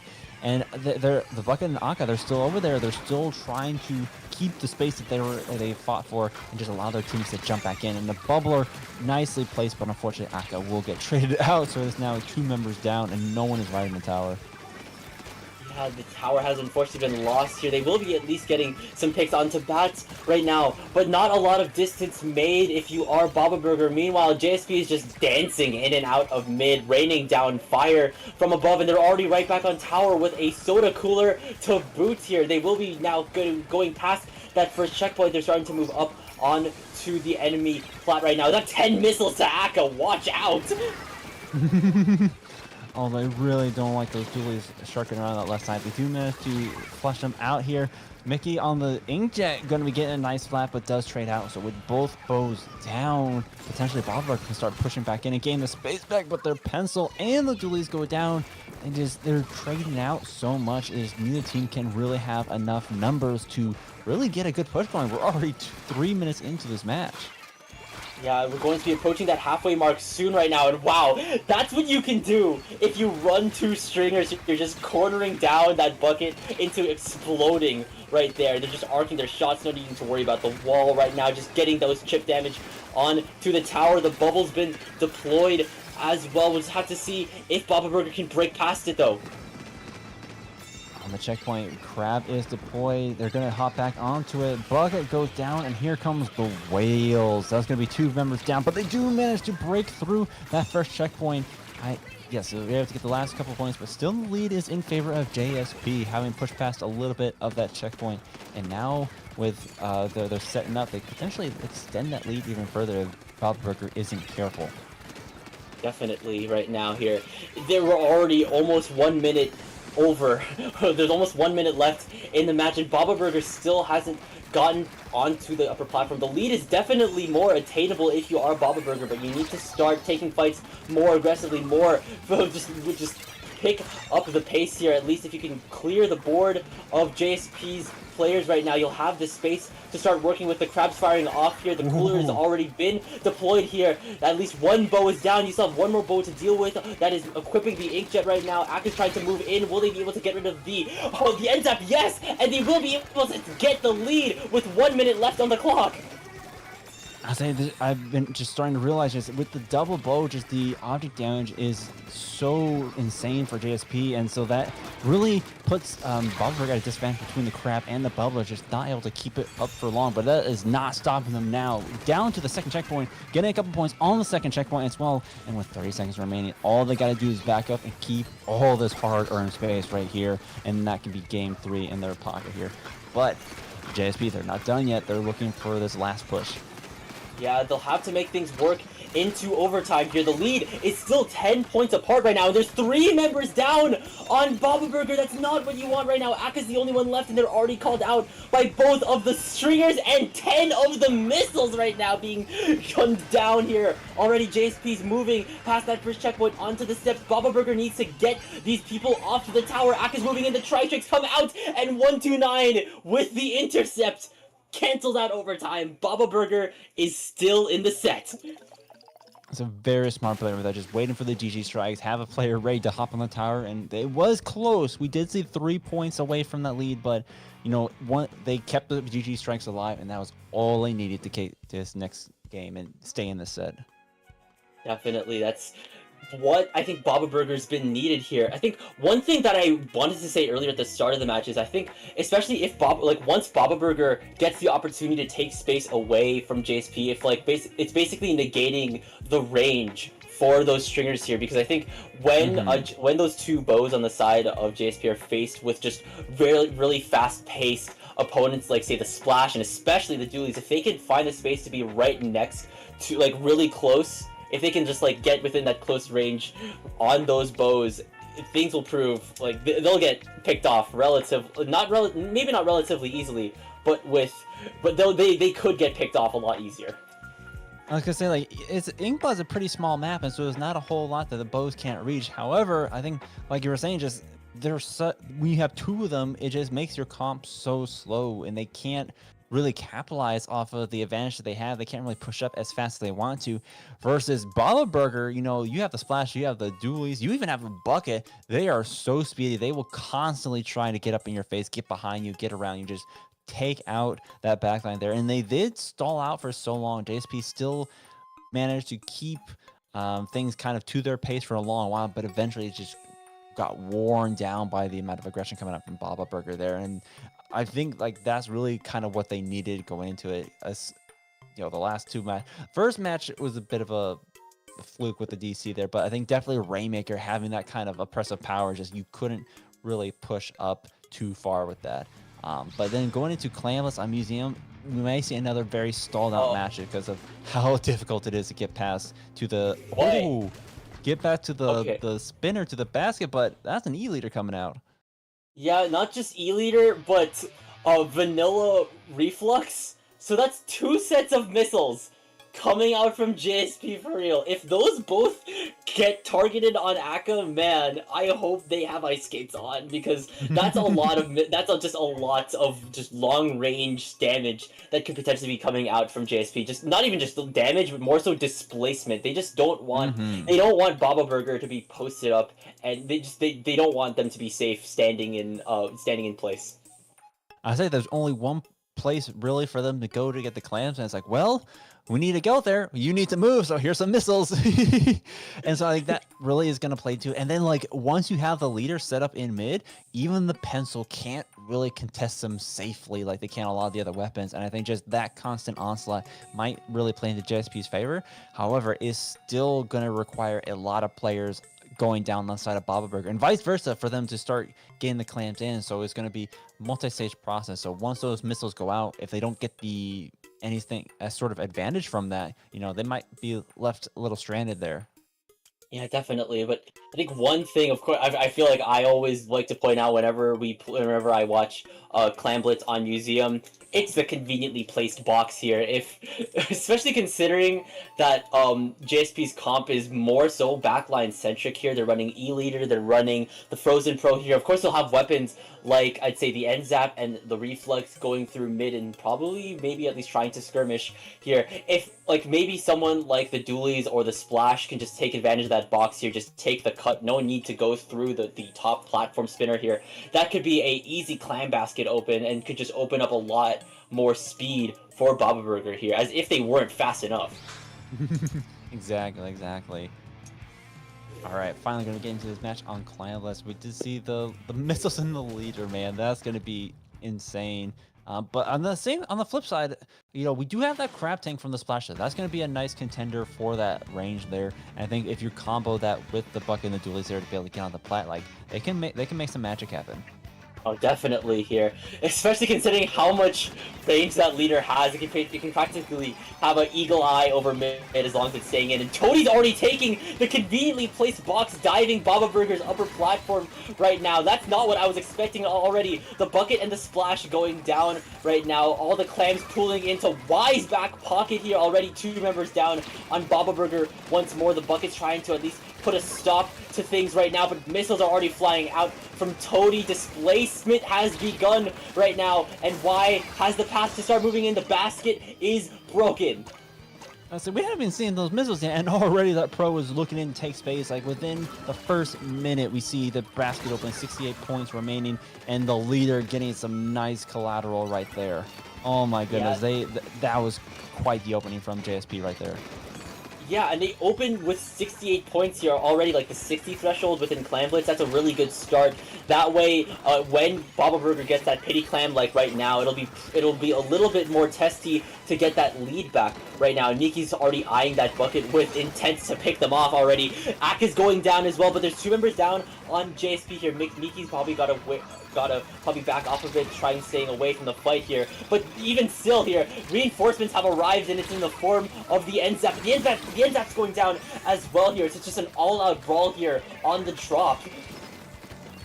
That's just a lot of scrappy fights going on. 2 members of Baba Burgers are down, and that's really all JSP wants right now is like with the lead to start things off. Like now they can just play at their own pace. They don't need to really push anything too risky, too aggressive here. They just gotta let Baba Burger come to them, and with kind of the comp they're running, that's gonna really play into their hands right here. Vice versa, Baba Burger, they got 18 clams in their possession. They just gotta find that opening. They gotta play it patient. They don't want to run directly into the E leader just yet here, but they do have the crab online, and that might be able to open things up for them. Oh, and open things up it did, already getting rid of the N-Zap. The Reflex Gun's down as well. There's 2 power clams ready and a bubble as well. 1 power clam's going in already to open up the basket as a second one flying in. Yes, a second power clam. A 3rd power clam has hit the basket, pushing Baba Burger's lead to 37. What a pushback from Baba Burger. That was so well done. Like, we saw the crab open up just as I said, but then they waited. They waited till that bubbler was ready to go, and they just set it up right underneath the basket. And then all they had to do, throw 3 power clams in. That, no biggie right there. And just, JSP couldn't really keep them out. They couldn't push them back enough to stop that push going. And so now with the tables have turned. The Baba Burger is now sitting pretty with a nice lead there, and now they can play on their terms. Right now, in their terms right now, is combat right now, but right now, I said right now 3 times, two members are down on Baba Burger. The missiles have come out, maybe from the Reflux, maybe from the Pro, who knows, the missiles fly out. Nonetheless, JSP is still trying to at least maintain resources and space right now. The Frozen Pro is going down, the Reflux trying to at least maintain their ground, being called out by all this artillery coming from Baba Burger. The Tri-Strikes coming out as well, the Rave Breaker coming out from the E-Leader as well. That pencil's already firing off on the top platform right now. This Reflux will be going down. There's 2 members down on JSP. Baba Burger is already right back up on JSP's spinner right now, and Akka is trying to at least keep them guessing. A power clam's already being built by 129. This is a potential push waiting to happen. Oh no, it won't happen just yet. 3 members down. We did see the Butler go online for the dualies there, but they didn't have the players. Just nice picks from JSP, and now with the missiles, they're going to be following up, trying to find a push of their own, but the Pro already getting taken down here before they can even get up to the plat. And just the defensive power from Baba Burger, the crowd coming out, really looking to just stop them before that push can even get started, and keeps so much of that blue paint. And Money Tree's just constantly being in the right place at the right time, being able to deploy the crab, stopping pushes like no other right now. And already both teams are sporting power clams here. JSP sporting 2. This could potentially be lethal if JSP gets the right resources, but there's 2 down on both sides. 3 members down on JSP. For real, Toady is the last one standing, and that pencil's moving in to take them down and finish the job with Money Trees. And I think the bucket laying in tow for the backup here. The bucket's gone down. That's no Tri-Strikes as well as Money Trees. That's no crab right now. Akka's gone down as well. It's only the pencil left, and JSP are starting to move in. That pencil had no fear pushing into mid, trying to get that splat here, but now it may have cost them because they are taken out right there. The jump is going to come in. They're going to break open the basket as overtime kicks in, but they still have, oh, that might be game right there. All 3 members are going, and they not quite, just barely whiff the basket. Unfortunate, but even with just the Pro remaining, they were taken down and not quite enough points to get it back. So Baba Burger hanging in strong there, bringing it to a game 5. All right, and Baba Burger is now going to, it's like I said earlier back in Humpback Pump Track, Baba Burger not going down without the fight. They may be DCing here, but they won't let that scratch them off just yet, because I think they take seed 1 into overtime, and Baba Burger seed 2 as well here. Just able to keep things under control here. Things could have proved testy in that overtime push. There were 2 power clams on JSP's side. Things could have proved a different strategy. So we're now going to our last map of the set, the tiebreaker, Mahi Mahi Resort Zones. Gosh, this is going to be interesting because I feel like, honestly, like Museum, that should have really played into the E-Leader comp. But I think it did come down to something I mentioned before, which is the fact like they have the double missiles, right? Really good for displacement, but as soon as you launch those, they're gone. You can use them once. If you don't get value out of them, there's not a whole lot you can do after that. Versus, you had the Crab Tank, you had the Ink Strikes, you had the Bubbler, and Baba Burger chained those specials so well, like they were able to get in and they were able to stay in for a good while, bringing down all the way to 38, and that just, the JSP didn't have an answer to that, even with the range and all the other specials and whatnot. But, thinking about that, this one, it might really play into, because you don't have to get too far in. You just got to keep them out of mid. You just got to control the space around that zone, especially in the early bit when it's high tide. Oh yeah, definitely. Once that water level drops here, I'm just gonna. You just know that Akka and Money Trees, they're just gonna be moving. They're just schmoving in there like swimwear. They just have a lot more space to move with, a lot more space to fight in here. Now, 4 games into it, and JSP for real have just brought out everything in their back pockets here. Consistently running double bow for 3 of the games, and then bringing out E-Leader and Vanilla, like bringing in E-Leader and double missiles for game 4. What could they possibly bring out for game 5? Let's just see, IMAD. Shall see indeed. Hopping right into this, still sticking with the Pro. Ooh, okay, Slider reflex, I think.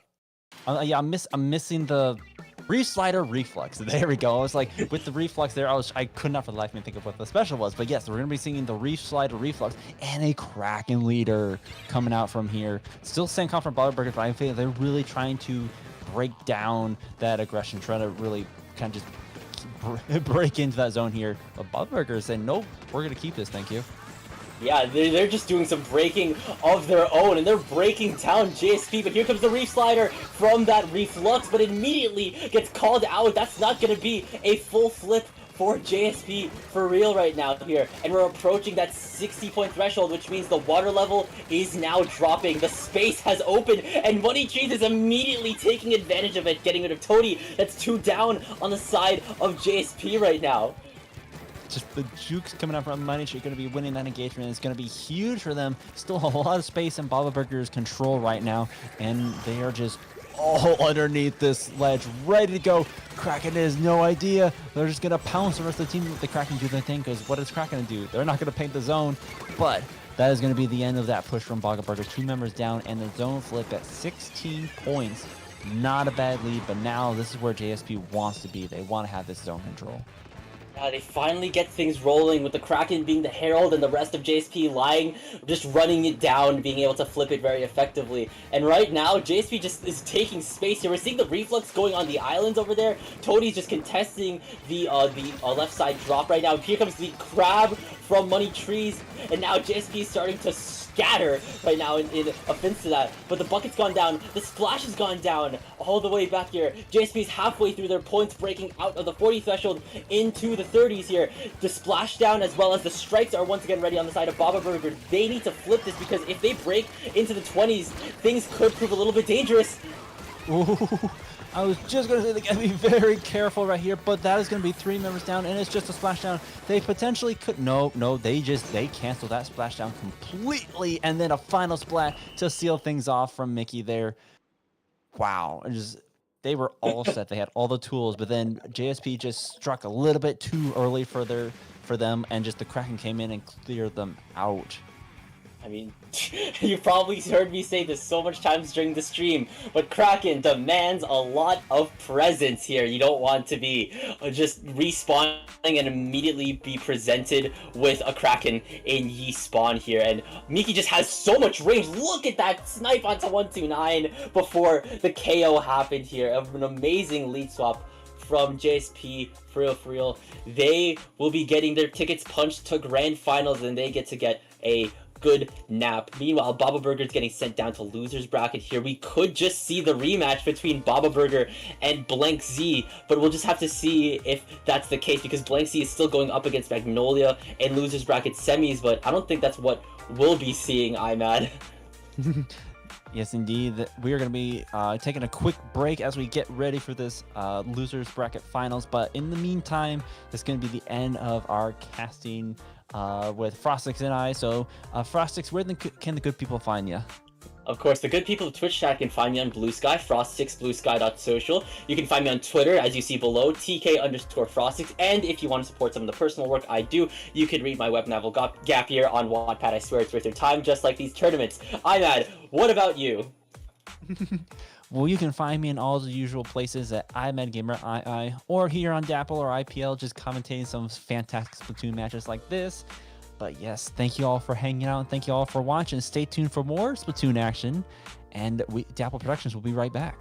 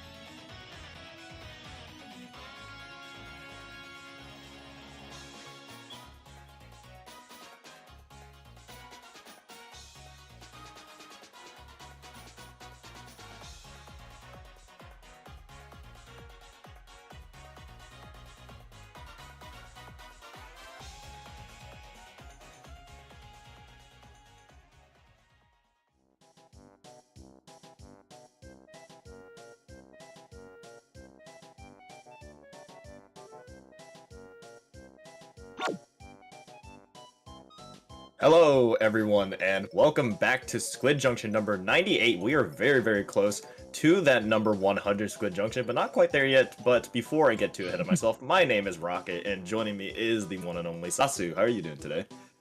I'm doing great to be on the mic with you once again, Rocket. It has been a while, and I always love being on the mic with you. So I'm excited to be here with you, and I'm excited to see this losers final between Baba Burger and Magnolia.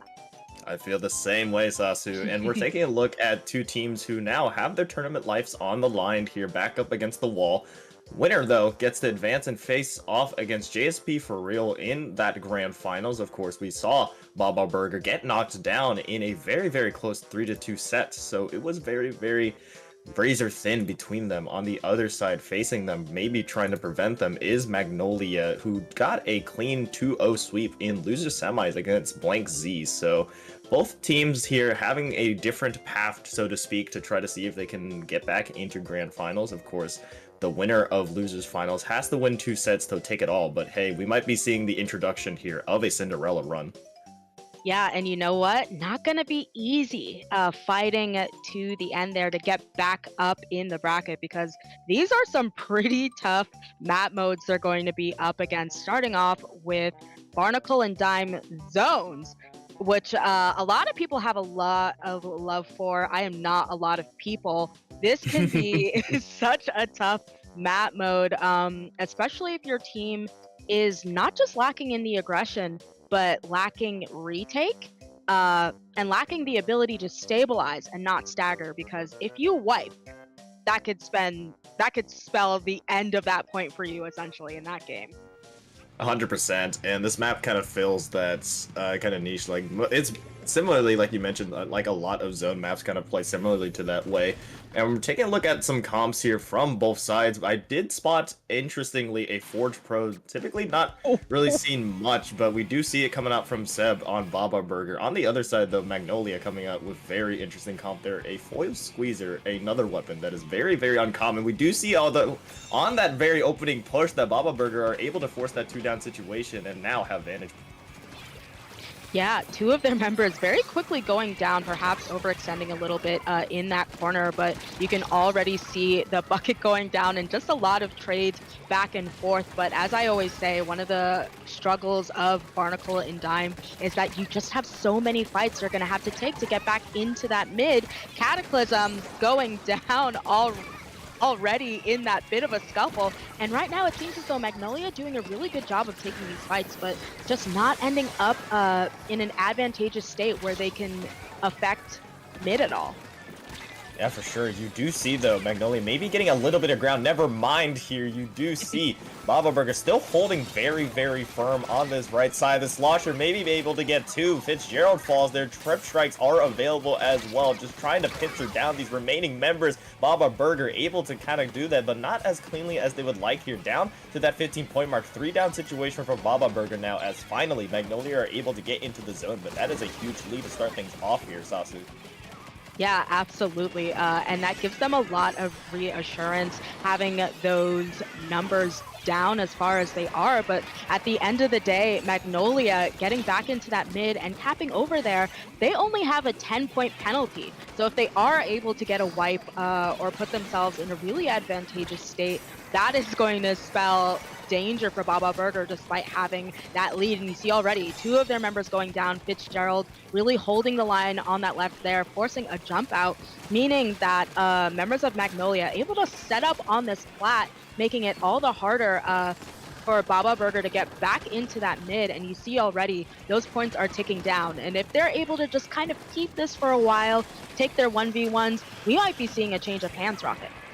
Yes, but you have to be careful about Baba Burger's retake here. You did see the trip strikes actually being canceled out. That Slosher did go down, the splashdown being invested just to maybe at least force the penalty, which was successful, but Catalysm is able to take out Seb on that right side. 2 players down for Baba Burger here, as Magnolia will be able to retain the zone, still have a little bit of penalty to kind of work through because of that initial splashdown, but still, being on this plat is such a very aggressive position to hold, especially if you force a 2-down situation here, but 2 fall on the side of Magnolia themselves, so it is a little bit of a toss-up here as Catalysm, again, the edit, just really the only player in a position to kind of paint over. And with that, Baba Burger, with superior paint and numbers, will be able to kind of contest the zone a little bit. Yeah, finally put the cap on there, but of course, not necessarily that big of a penalty, only in the 20s. You see that while they're coming out, making it very hard for Baba Burger to even be on their own plat. Two of their members going down right now. Make that 3, but the last member, that Forge, that is going to be a delayed wipe in the amount of time it took me to even mention it. So now, once again, bringing up all these fights. Of course, even though that one member goes down, they're going to have to take their court, then their plat, then get into mid. So right now, Baba Burger, despite having that huge opening, is at a bit of a disadvantaged state. Yes, you do have a Booyah Bomb being placed just to make things a little bit more contested here. Magnolia does lose their S-Blast, but still, paint is still in their favor here, now being maybe potentially flipped over the bubble as Catalysm, yet again, the last player standing for Magnolia is taken out. That is a delayed wipe now in favor of Baba Burger. They will manage to hold on to that lead, but that lead is very, very slim here. They have to see if they can maybe get a lockout situation of their own with that S-Blast. Late again, going down for Magnolia. This plat position has been a key point for both these teams on their lockouts.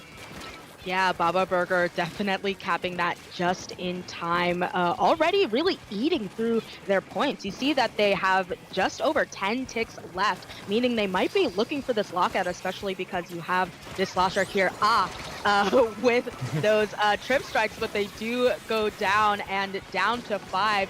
That Hail Mary Booyah Bomb goes down, and Mary is hailed because it's able to take that victory right from the clutches of Baba Burger, leaving them at 1 and a 53 penalty. Yes, Magnolia is not out of it yet, but they are in a 2-down situation here. Very, very desperate to just try to see if they can hold on to the zone. The bomb finds one. Catalysm now a delayed wipe in favor of Baba Burger. 10 seconds left. It will be a absolute monumentous effort to see if Magnolia can even try to contest that zone, as the junior, just the last player standing, and won't be able to, as it's just on the right side. Unfortunately, too little, too late, as Baba Burger hold on and survive the Magnolia comeback, starting off this set 1-0.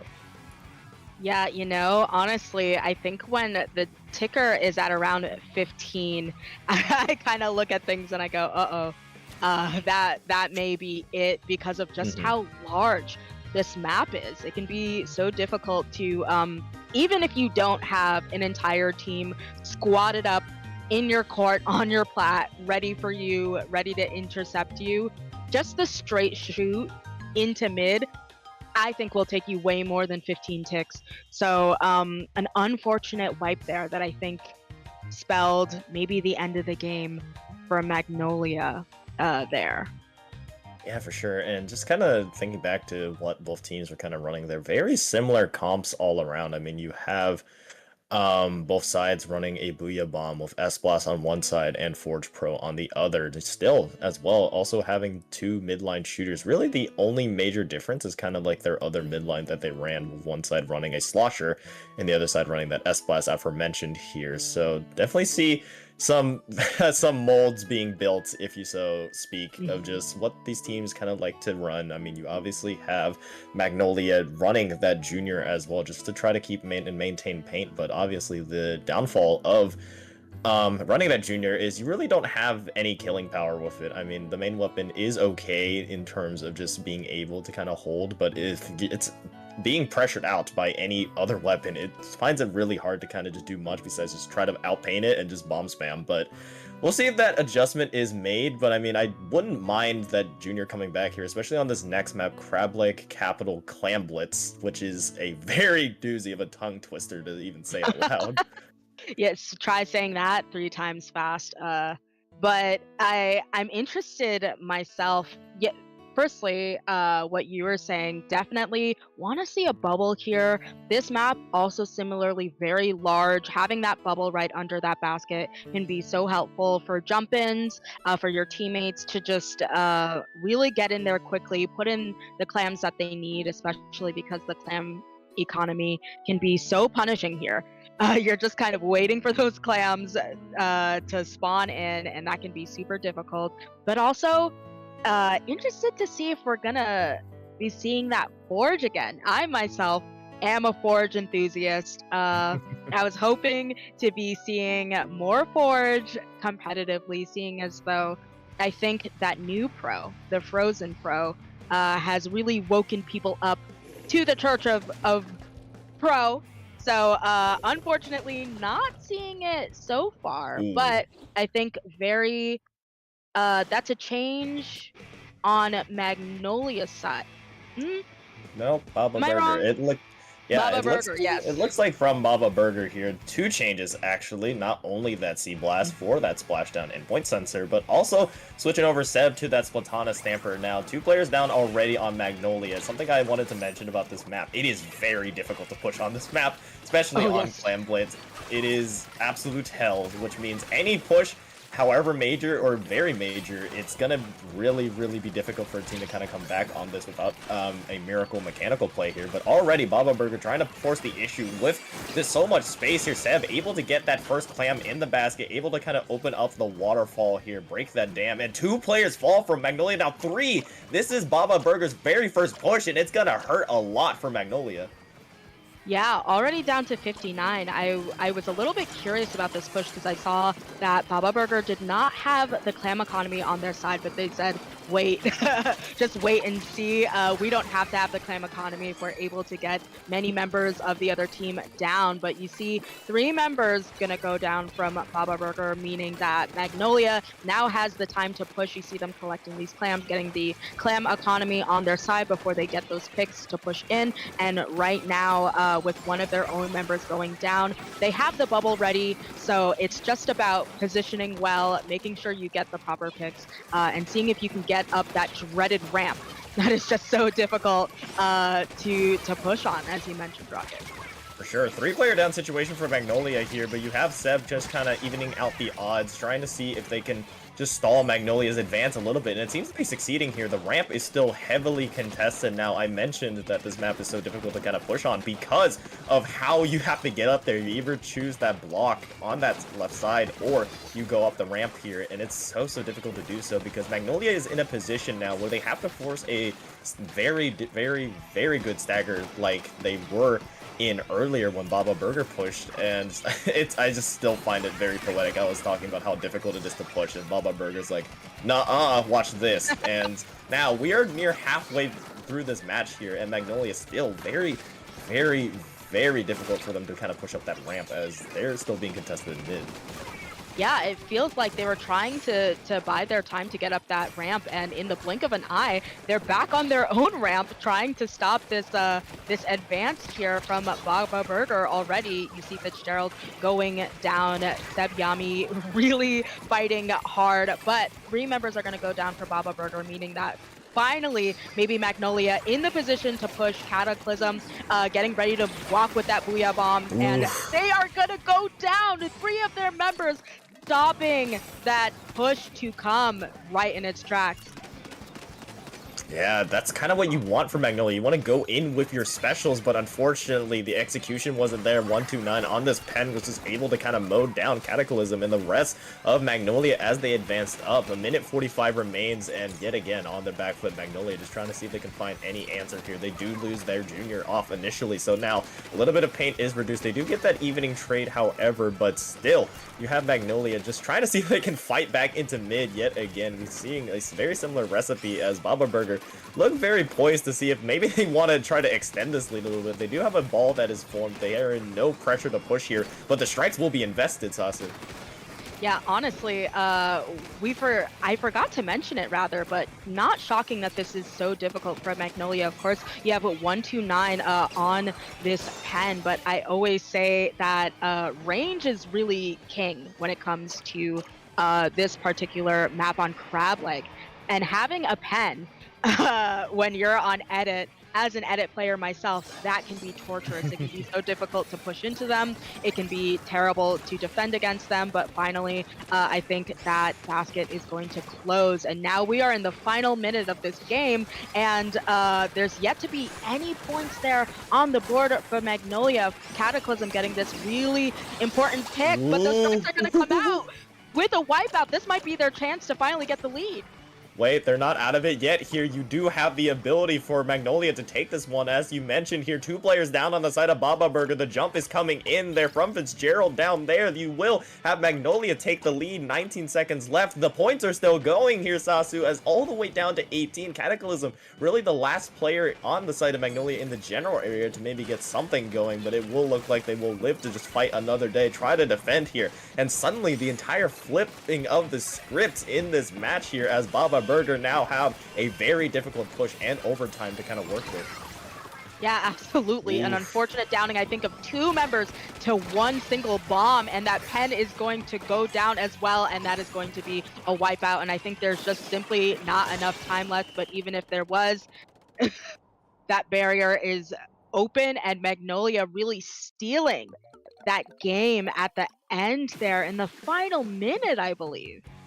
Sometimes that's all it takes in Clam Blitz, especially if you're the team who got pushed on earlier and you weren't able to get anything going. That pity clam really helps you out. And key thing as well, the junior was able to, on Magnolia's side, was able to kind of walk the grates on that right side, really able to put that bubble up in such an advantageous position on that top right area that's really difficult for Baba Burger to kind of just poke out. And not only that, it provided a jump in that ultimately was able to give Magnolia that lead, and just very unfortunate for Baba Burger that eventually their defense broke. It was bending several times, but eventually Magnolia got the lucky break that they needed. The kills went their way, and ultimately that's what led to the set going 1-1. Now, let's see if they can bounce back here, as we're basically in best of 3 now. 3 games remain here, both sides evened up. We're going to my favorite map just because of the chaos factor, Rainmaker Humpback. Absolutely. I was gonna say, sometimes in Clam Blitz, all it takes is 1 good push, and the same is true of Rainmaker, particularly Humpback Rainmaker, because once you get in that elbow section, once you break that check, all it takes is just some walking, the proper picks, and you can just get so many points on that board.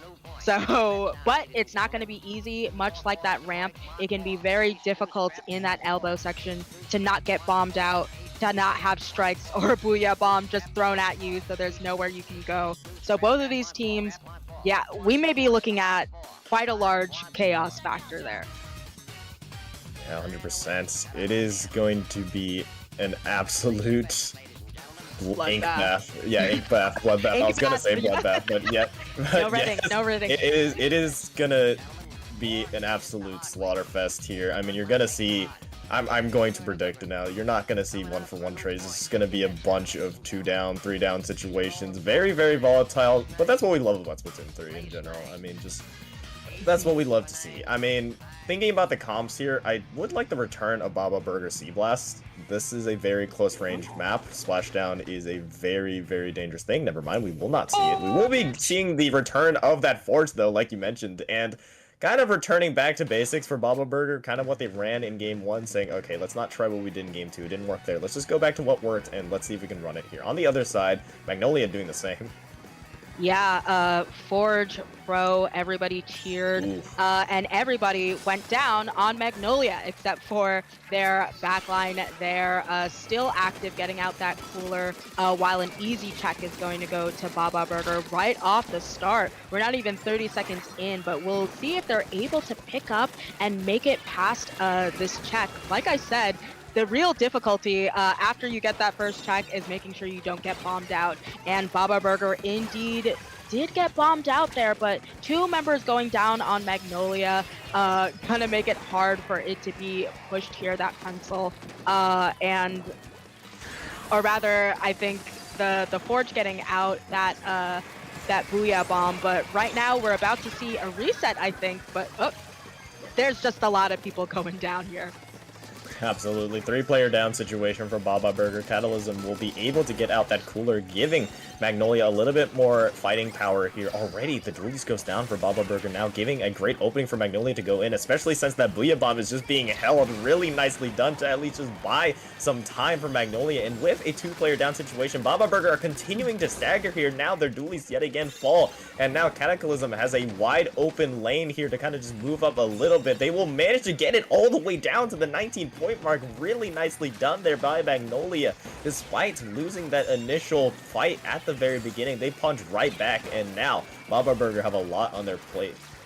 I love to see a Rainmaker just eke out the craziest points, and you kind of saw that there with Cataclysm, getting it all the way down to 19 right now. The Rainmaker still there in Baba Burger's spawn there, so they're gonna have to wait for that to reset to go out. Right now, I think Baba Burger bringing out a lot of their specials to see if they can push, but of course 129 getting caught there in the screen, not having much of a choice but to go through it. But the Rainmaker is going to go down. 3 down on the side of Magnolia may mean that it's finally time for them to get this lead here with everybody down, Rocket. Yes, you do have the paint, but I mean, Magnolia are right there just poking at that Seb there. Seb unfortunately goes down, and you might have thought that there was an opportunity to maybe push in, but Magnolia was just there, just putting all the pressure on that Rainmaker, just trying to poke away at it. And now, this Rainmaker is in a very difficult situation for either team to really pick up here. It is up to this 2v2 now. Trip Strikes are available for this Slosher, but Magnolia will elect to take the Rainmaker away from danger, which is the very smart move there.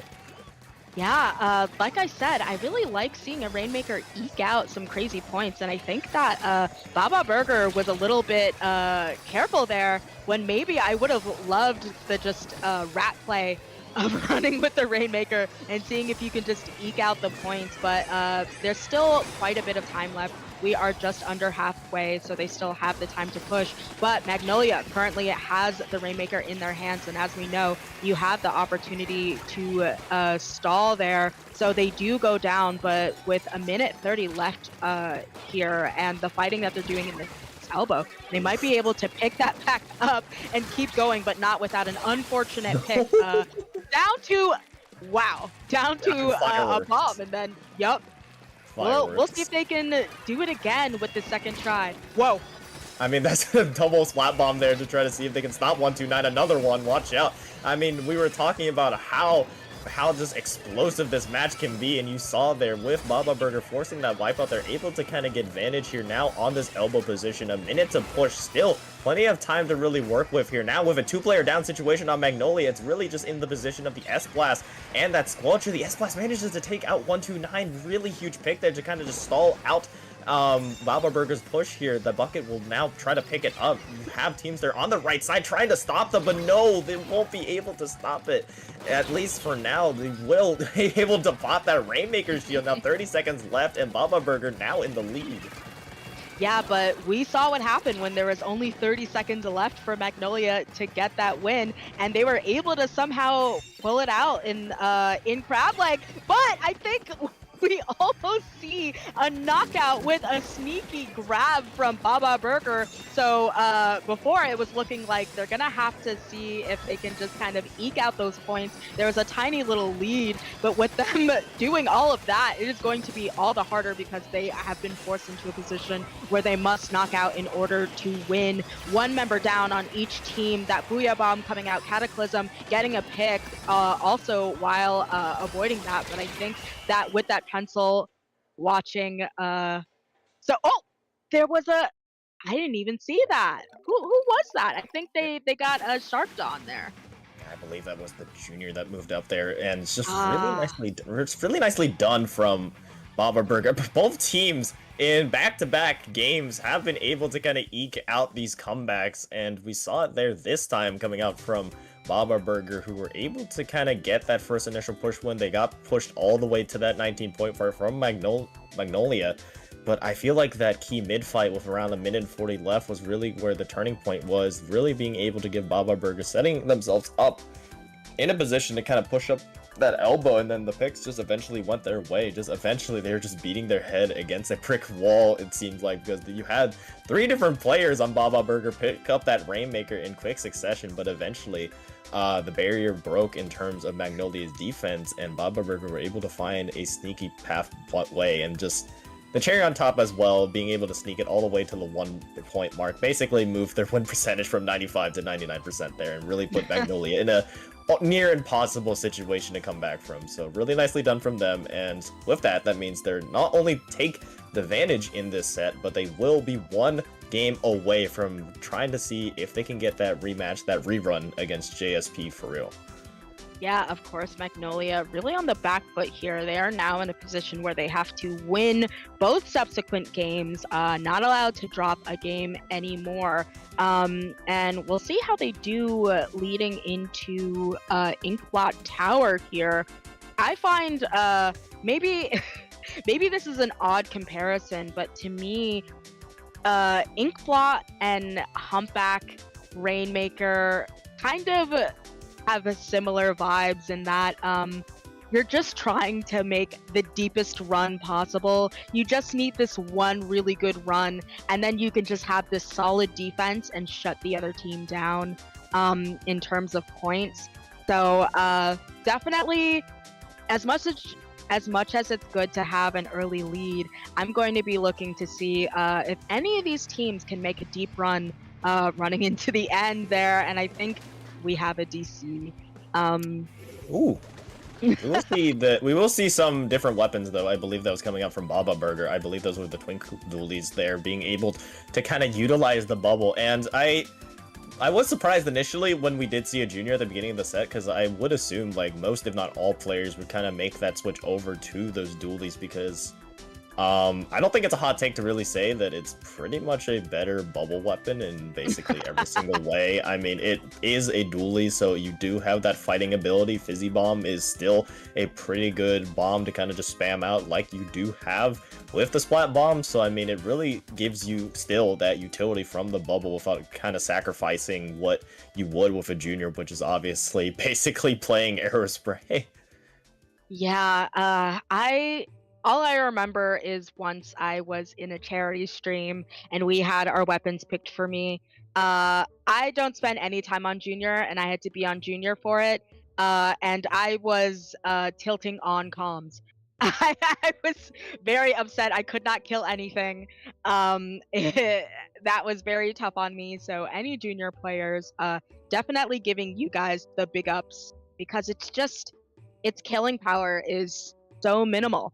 But clearly, perhaps because it was being used on Humpback. No, dualies aren't bad on Humpback. I don't. I'm not. You hear me trying to work it out live, but I don't know. Maybe it's something about a comfort level. There are sometimes, edit is not bad at Humpback, but I don't like playing it there. So Yeah. I'll switch to try. So maybe it's something like that, but definitely interesting to see how the new dualies are going to be able to perform here on Inkblot. Yeah, for sure. And I'm not trying to crush the dreams of the 3 junior players that probably remain after the 10.0 update. I mean, it's a tough life. It's a tough life. Don't get me wrong. I mean, I feel the same way with T-Tech basically just being like, right now. So like I was forced to go to that Frost Pro. But irregardless, you will find your home eventually. Ooh, welcome to the Church of Pro. Yes, and if that's with the Twink Dualies, I mean, hey, they're still a pretty cool weapon. Dualies are always fun to watch, and I mean, hey, you still have it here. So just kind of working off that. I mean, I feel like that was the only change we really saw from Baba Burger. I wasn't really able to kind of take a quick peek at the rest of their weapons, but in terms of if we were to stay within expectations of what both teams were running here, I would like to see the return of that S-Blast.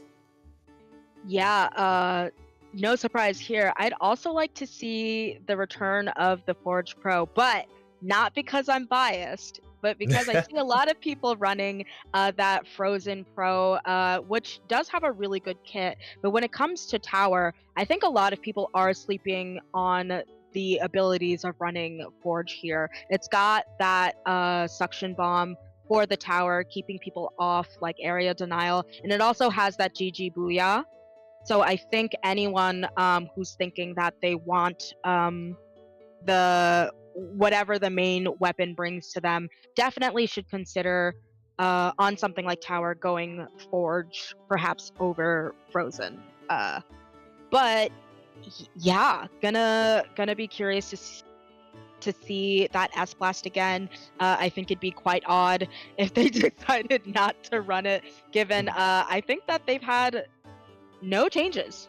No, I think they've had the S Blast the whole time, and this is its best map mode, I'd argue.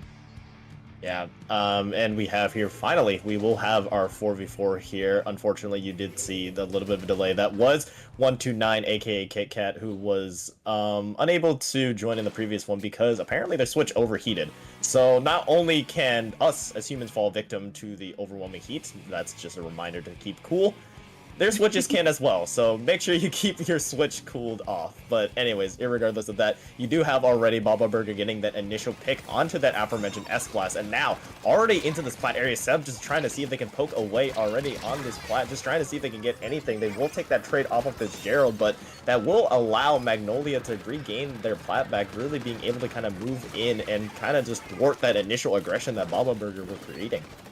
And honestly, that felt like so much aggression. You saw members of Baba Burger already on Magnolia's plat, but with not much to show of it. You see they only got down to a 91. That's hardly really a lead, but already you see the aggression is already back. Several jumps onto Magnolia's plat. They're kind of cleaning up here, but no one on that tower.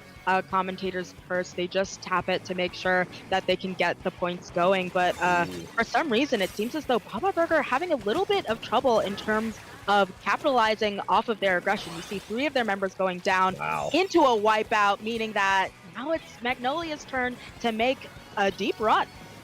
Yeah, I mean, it seems like Magnolia are allowing their defense to bend but not break, and really when they're able to get that counterattack going like here, when you got that wipeout situation, now able to kind of push off regardless here, but despite that, Baba Burger gets some picks of their own, forcing a 3 down basically near wipeout. Yep, there it is, wipeout situation, as now Baba Burger with a wipeout of their own are able to kind of push in. Kit Kat now on that tower with Cooler being placed as well, now has an opportunity to kind of help support their team as they try to just push towards this elbow area. First checkpoint already being taken here, but they will be unable to kind of escape that.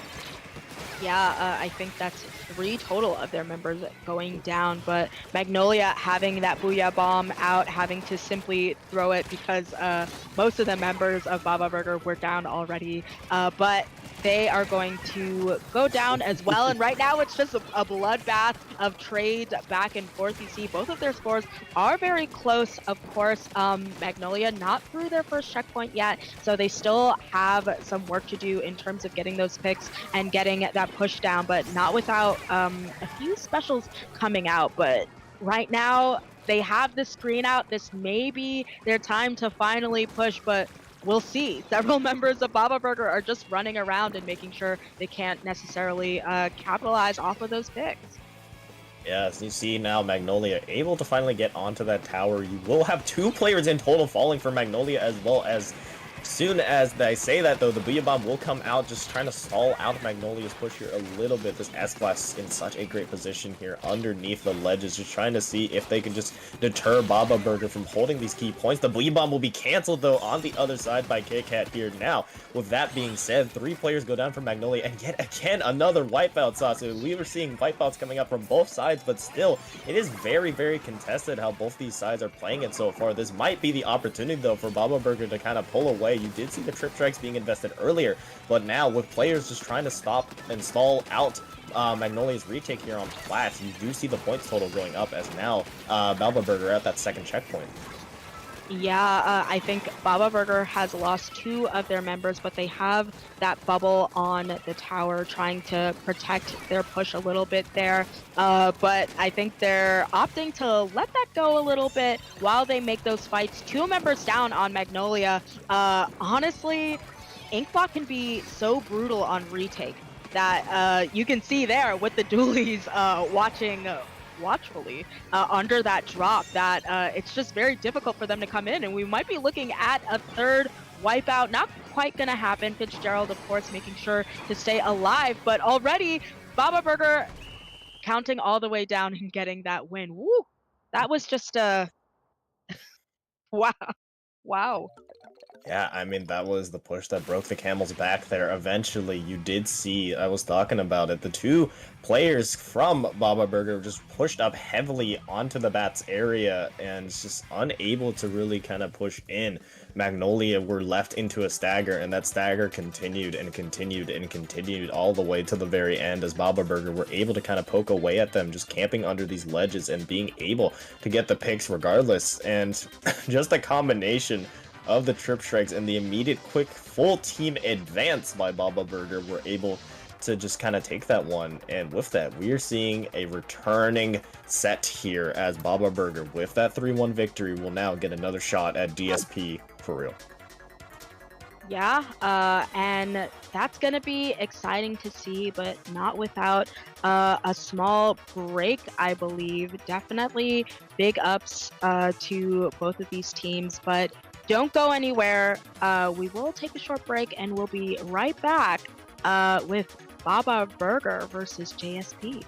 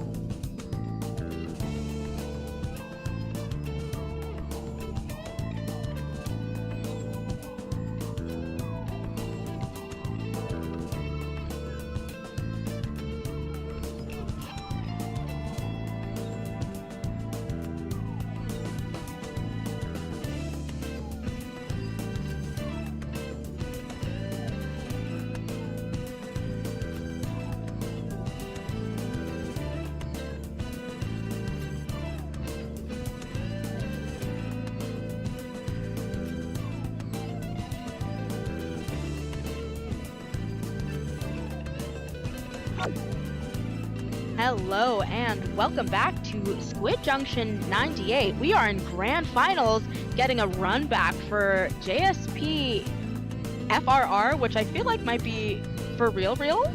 Maybe I'm just an idiot. And Baba Burger. I mean, hey, if it's not, then we're both idiots, because I believe so too. I mean, I choose to believe so. But irregardless, we are taking a look here at a very interesting Game 5 game set. Hopefully, it will go the full distance, as I mean, both these teams were able to go the full distance last time in the winners finals. So we'll see, like you mentioned, that run back here. First, starting off with Mahi Resort, and kind of similarly to how you were talking about in the previous set in terms of zone maps, I believe on Barnacle and Dime, how it is very difficult to really kind of retake. I mean, this map takes it to the extreme, I feel like. Yeah, completely agree. Retake can be pretty brutal here, especially if you're up against an S-Blast, any sort of AoE that is just going to camp underneath those ledges and just be like, turn on your location, we won't jump you. And you know, as soon as you get close to that ledge, you're just gonna get chipped or just drowned by a slosher or something to that effect. So definitely these teams are going to have to make sure that they have specials for retake or even just weapons that are strong on retake. And we'll be seeing if we're gonna see the almighty Reef Slider cheese. Of course, Mahi is one of those zones that does really well with Reef Slider. Very minimal extra paint that you have to use to paint over the rest of the zone. So interested to see if we're going to see some Tetras, Dabbles, or any sort of Dreadbringer. Yeah, for sure. At the very least on JSP, we will be seeing that E leader. I know Mikey does love to play that E leader here, and this is a very decent map for it as well, just given the sniper sight lines.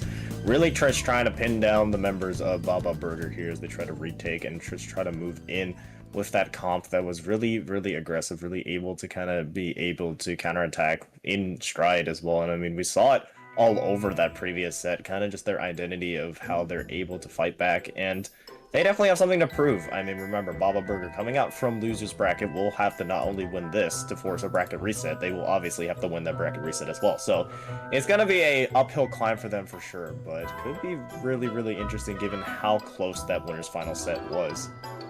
Yeah, but you know, Baba Burger may have the momentum under their belt. Of course, they're just coming out of a set, so not having to worry about whether they're warm or not. Sometimes winning, waiting on the throne, so to speak, waiting for grand finals and losers finals to finish up. You can sometimes get a little cold. Sometimes playing at next rank doesn't quite scratch that itch. So along with winning those 3 games in that last set, maybe Baba Burger is just going to be enough in the zone that they're able to get that run back and reverse their fate this time. Absolutely. And to kind of harp back on why this map is really hard to kind of retake on, you really have to make sure that your specials are hitting. They're getting that value, and you're getting value out of them, because it is really difficult to kind of push in otherwise. I mean, obviously you can kind of get a lucky break here and there with being able to get that initial pick. You move in 4v3, but given the nature of the map where you are jumping into shark-infested waters, you are falling down into the zone, it really allows the team holding the zone to kind of hold those advantageous angles, those ledges, especially coming from midline weapons such as a Slosher, such as a Blaster, such as a Stamper. Those weapons just feast on being able to kind of chip you away, and if you go down in those situations on retake, it makes it really difficult to kind of move in collectively, because now you're in a stagger, and when you stagger, this is the difficult part. Yeah, staggering a huge no-no on this map mode, because honestly, that's going to kind of be the win condition for both of these teams, to see if they can just get the team staggered, dropping down, getting chipped out by whoever's camping the ledge, and then all of a sudden, you know, you're just in a 4v2 situation, and they just can't get their bearings. And that's why on a place like Mahi, there are specials you'd usually run in a zones game, or people prefer to run in a zones game, that are a little bit less advised. Something like a bubble. Bubble, of course, really strong on zones, but not strong on retake. So sometimes just having these weapons that have less aggressive specials can just kind of weigh down the team. But honestly, if you're offensive enough, maybe it's just not something that you need. Maybe you're like, listen, we don't need this retake stuff because the best defense is a good offense. Absolutely, yes. I mean, we saw it there. I mean, kind of just to wrap around to this point again, Baba Burger in the previous set were able to kind of just take advantage of those points, and that's what I feel like separates skill in this game, not only in mechanical skill, but in the quick decisions you kind of have to make. And when you see those opportunities, you need to take them. You need to move in with pace. You need to take that space. It's just all evident from these higher level players, and mistakes here at this top level are so marginal, but when they do happen, they can prove catastrophic between these two teams. So just waiting for both of these teams to just kind of ready up, just trying to prep themselves, as we will jump straight into things right on cue there for grand finals here of Squid Junction number 98. Yeah, we are going to see that Frozen Pro in place of the two Frozen Pros, and interestingly enough, we see the least used reflux of all of them, but it does have Reef Slider, of course. So you see that they're going for that cheese. Two members already down on Baba Burger, so they are going to be in that position of retake where they're going to have to figure it out. And of course, I just talked about that bubble, really strong here, not strong on retake. So they've got those dualies that have bubble on them, and they're gonna have to figure out how to push out JSP, and they figured it out because they've got the zone. Yeah, absolutely, and taking a look at JSP's comp, it is very paint focused. There's no secret about that. I mean, really the E-Leader's the only one that can't paint the zone, but all three of their other weapons can paint very effectively here. You do see Baba Burger with that retake onto zone now, do get the riches, and they will be able to kind of just hold onto the zone with these nifty little angles they're able to collect now. You do see Aka on this right side being able to kind of finish off now. 3 players in total do fall for JSP, although they are traded out that the reflux. That will be a delayed wipeout for JSP for real's Baba Burger. Now moving in here, the entire map now being unlocked, the entire area being leveled now. The missiles will go out from Seb here to try to just hold on to this, as JSP for real, they feel that internal clock ticking as they need to get into that zone soon. Yes, and I think that it certainly has rung, because there you have Basu making, or Pasta, making sure to get out that that wall and sort of wall off that left side, forcing everyone to go to the right, hitting a nasty direct and getting their pencil down. That's going to be huge. The cooler is already out, but still, they have quite a lot of range, and other than the Charger, of course, on the other team being a leader, having them chip away on that defense, definitely difficult. But already we have a changing of hands in terms of the lead, and a lot of specials going out. Despite none of the members of Baba Burger being in mid, they are able to get the zone, which is incredible showing.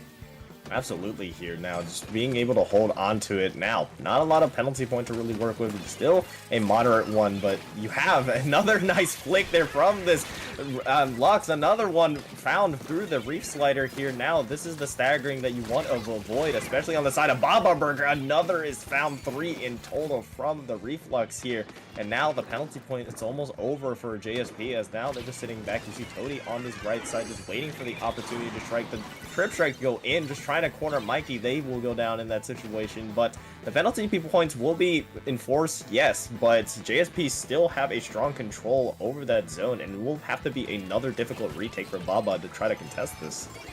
Yeah, absolutely, and I think JSP is doing exactly what they have to do for that win condition that we mentioned earlier on. They're trying to make sure that Baba Burger is staggering by getting enough of their members down, but it seems as though Baba Burger has definitely stabilized. That's going to be, I think, a delayed wipe on JSP, so now they are on the back foot, and quite frankly, those those penalty points can really get lost easily, but not without Basta doing that Reeve slider, but going to be punished immediately after. So Baba Burger has their strikes ready to go. They're doing that turn on your location, we won't jump you, just drop off that ledge and see what happens. And right now they've got control, and they're gonna start making their way through those penalty points if JSP doesn't hurry it up.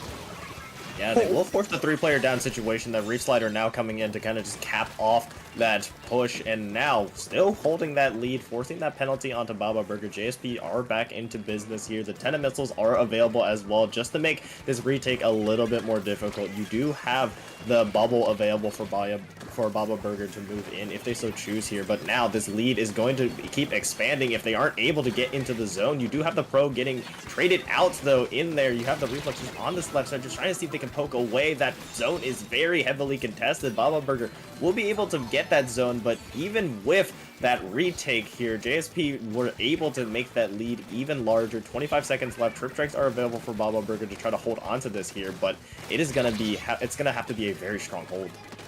Yeah, but we saw Baba Burger in their last set do really well at sneaking things out in the last few seconds. 2 of the members of JSP going down, so Baba Burger definitely poised in a position where they may be able to get the remaining members down. But you see Mikey there getting an appropriate pick, and then Basta getting in there with the Reef Slider. Wow. With a little bit of extra paint, able to paint over and cap the zone. So very clutch at the end there, but that will be a win for JSP. If there's one thing that Reflex can do really well, it is paint a butt ton. And we saw it there at the very end, not only being able to get that Reef Slider, it wasn't actually able to paint much that Reef Slider just by the fact of 3 members of Baba Burger were just painting onto the zone already where that Reef Slider hit. But after one of those members was taken out on the side of Baba Burger, and the rest were kind of distracted with not only fighting the rest of JSP for real, but also painting over, the Reflux was just able to kind of just take half the zone with just 2 shots and then just finalize it there at the very end by just painting it off. It is a very, very underused weapon. I mean, the only other, I mean, at least for NA, at least for my thinking, the only player that comes to mind that really does play Reflux like that is Hammy, of course. Yep, but it's loved. It's nice. It's always nice to see a little bit of action here. Yeah, shout out for Basta Breda for being there on that Reflux and showing us those sick, nasty directs. But we'll see if perhaps they switch to something a little bit more conventional. Of course, Reef Slider, not necessarily what people turn to when they're looking at tower. I have seen people Reef Slider tower, so I will take that L if I'm wrong, but we're looking into ship shape tower control, and it may be in the middle of summer, but it's getting a little bit of a draft, a little chilly in here because this is a snowball map mode.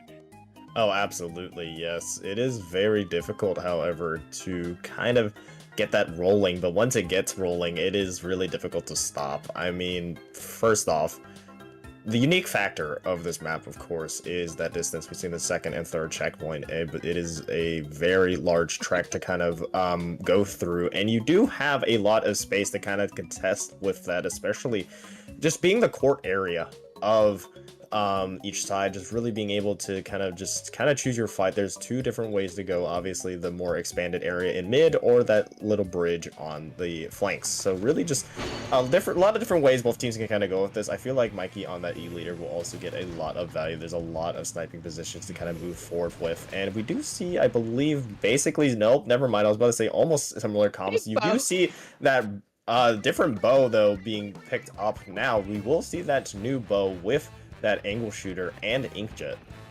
Yeah, interestingly enough, that big bow does have I think on its no, I think if you're on jet, you do not get your recall hidden but perhaps it might be here for something else. But interestingly enough, we do have that double backline there for JSP. I think that most people are running that big bow exactly for that. Basta Parade getting punished on their recall already. 2 members down for JSP. And right now, you see the scores. It's just a bloodbath in mid until Baba Burger here in this advantageous state until that Kraken comes up to ruin the party there. Yeah, Mikey here, just trying to see if they can chase members away, seeing if they can escape here. Obviously, that's not where you want your E-leader to be now, being able to force back. They will allow JSP to kind of recuperate here from that awesome push that Baba Burger were able to create, but now they are being pressured here yet again. That Booyah Bomb now just disjointing these members of JSP. 2 players fall in total, but on the other side, Baba Burger are getting taken out themselves here by this bow. Still very, very strong. We saw the shots that they could hit with Reflux, but they're still hitting them here. Now, you do have Baba Burger continuing this push, but it is going to be a long trek. Absolutely. I would argue where the true snowball begins is into really kind of that second check, so to speak. And then once you get to that third check, that's kind of the nail in the coffin. You have why I think getting out getting out that cooler for their team, getting ready for this push, because JSP really been on that back foot for most of the game, but we're not even halfway through yet. 3 members down on Baba Burger, and I think several members gonna go down from JSP means that it's just sort of a dogfight once again in mid, and both of these teams are just sort of fighting for control, really popping their specials to see what they can get with them, and they're not being super effective thus far, it feels like. I mean, yeah, still have a lot of the match to be played. Nice shot by Mikey there to kind of take out that pen. Not only that, deny cooler at least for a little bit for Baba Burger, but even still, the rest of Baba Burger applying so much pressure. The Dualies will take that trade here. Yeti now on this right side, just seeing if they can maybe get something going, trying to just see if they can contest that tower. They're almost a cooler as well. That could really help in the fighting power here to try to just hold out. The trip strikes on the other side for Baba Burger are available to use to kind of get that snowball continuing to roll here, and it is rolling. You have them all being invested on this top left area. The Dualies, though, being able to go in is taking out the jetpack on the other side to counteract that, and we're at a very interesting stalemate here at the same spot, Sasu.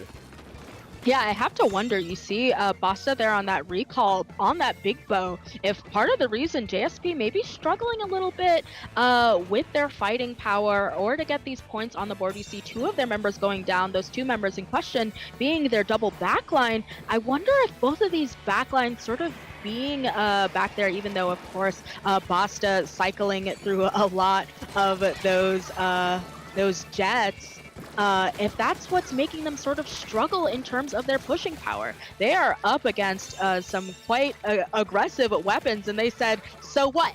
3 of them are down.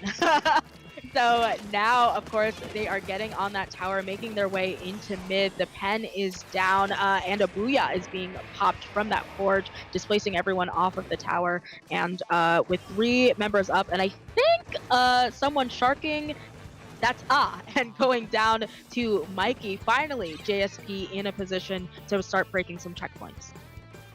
Absolutely, yes. And now you have an opportunity here for JSP to really kind of take that lead. Penalty, I mean, in terms of tower control speaking, there isn't much separating the differences between points per se, but it's really all about checkpoints here, but unable to really get in much further as Baba Burger finally are able to rally here. A little bit of a 2-for-2 trade happening in that midpoint. Now 30 seconds left for JSP to not only get that tower, but also trying to mount a push here. Yeti just trying to see if they can get close to that cooler, while also just trying to live, trying to see if they can get away with some skirmishing here and there. But you do have the jetpack available for JSP to maybe see if they can get something going with that. The cooler being invested now, that aforementioned jetpack being invested. The pro early goes down for JSP in a 1-down situation. Now 2-down situation. It is going to be really difficult to hold on to this tower. Now in the waning moments of this, are Baba Burger able to kind of hold on to this? You see 3 members all in total from JSP rushing the tower. Now all 4 members there on that left side. This is going to be their last push. You have Yeti going down, unfortunately, to the bubble, to the bomb there. You have Mikey just trying to see if they can hold out, but there come the GG strikes. Not only a Booyah bomb, but a trip strike,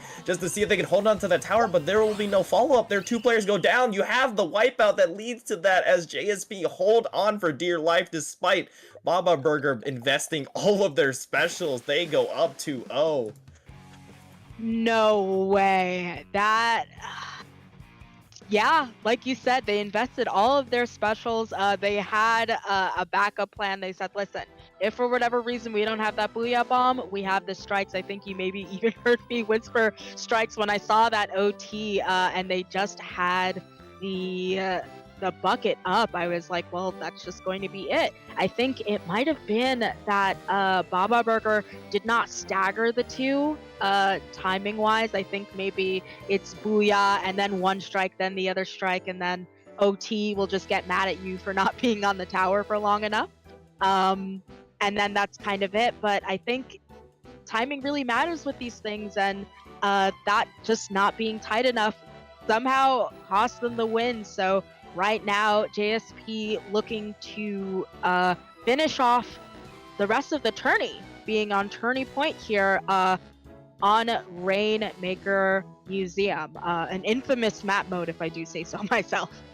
Yes, I do want to wrap around back to that map, though. Not only was that a factor of the specials being a little bit mistimed, but they weren't able to get in to kind of just jump onto that tower as well, because not only was it that from Baba Burger, but JSP were able to get those key picks that really took out 2 members of JSP before they even had a chance to get into position to go for that GG play to even begin with. I mean, I believe I saw Mikey take out 1 with a Kraken, and another was taken out on the left side. I wasn't able to quite catch it, but ultimately, that forced a 2v4 in general, and those last 2 players held those GG weapon and held those GG specials, and at that point, it was just already a little too late there, as they were just desperately just trying to throw themselves, trying if they can save anything, but just very unfortunate. But still, massive props and flowers to JSP just to force that situation to begin with, as Baba Burger had the ammunition, they just didn't have the execution, as JSP really never gave them an opportunity to kind of set up that play.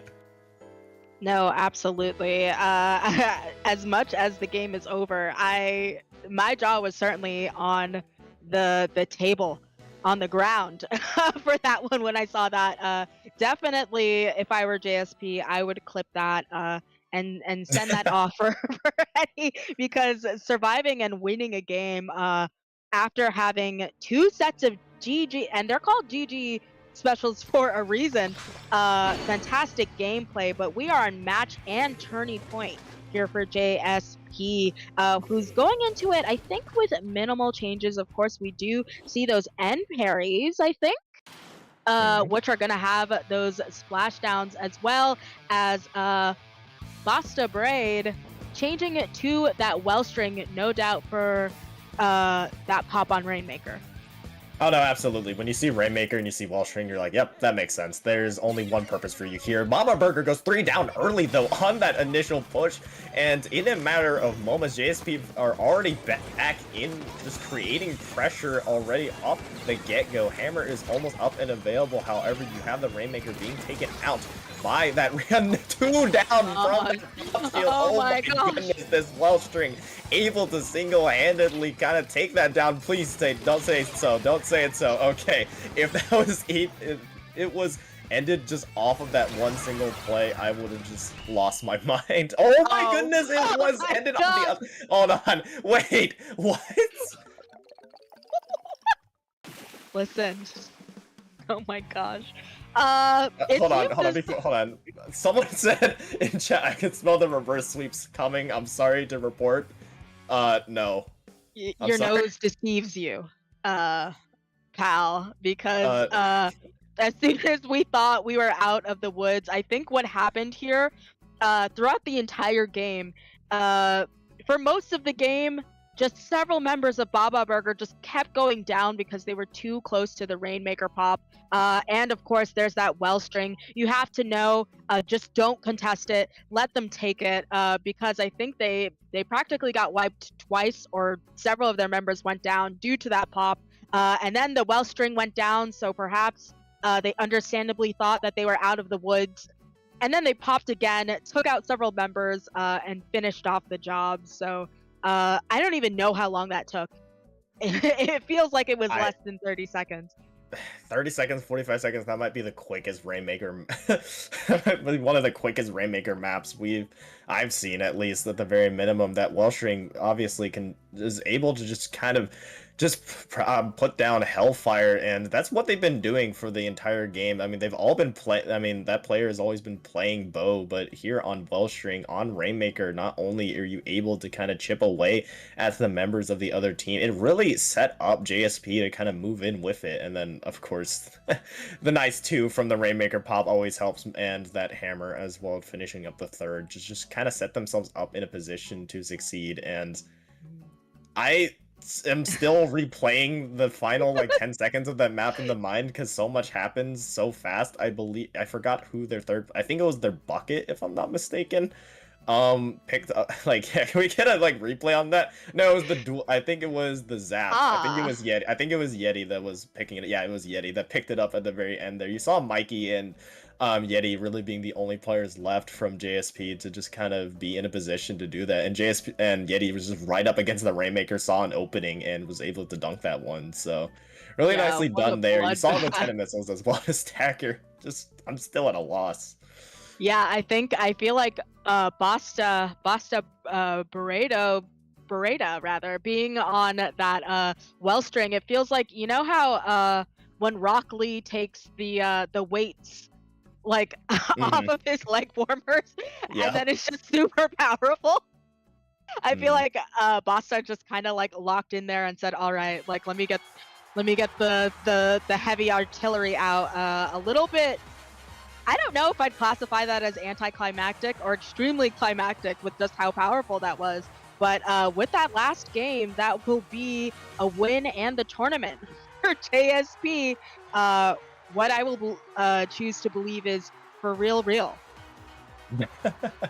For sure. And we will see the end of this tournament with a clean 3-0. Baba Burger unfortunately could not stand up to JSP today, as the momentum was able to carry them throughout the rest of the set. So no returning back, no vengeance tour will be had. GG's to JSP. But with that being said, that will be the end of this tournament and this broadcast. Of course, housekeeping at always. Sasu, where can the people find you? The people can find me at Sasu in your pants. That's SASUIN, the letters UR, pants. I am basically on all social media, but primarily Blue Sky, so you can find me there. But more importantly, Rocket. Where can the people find you if they want to keep up with you?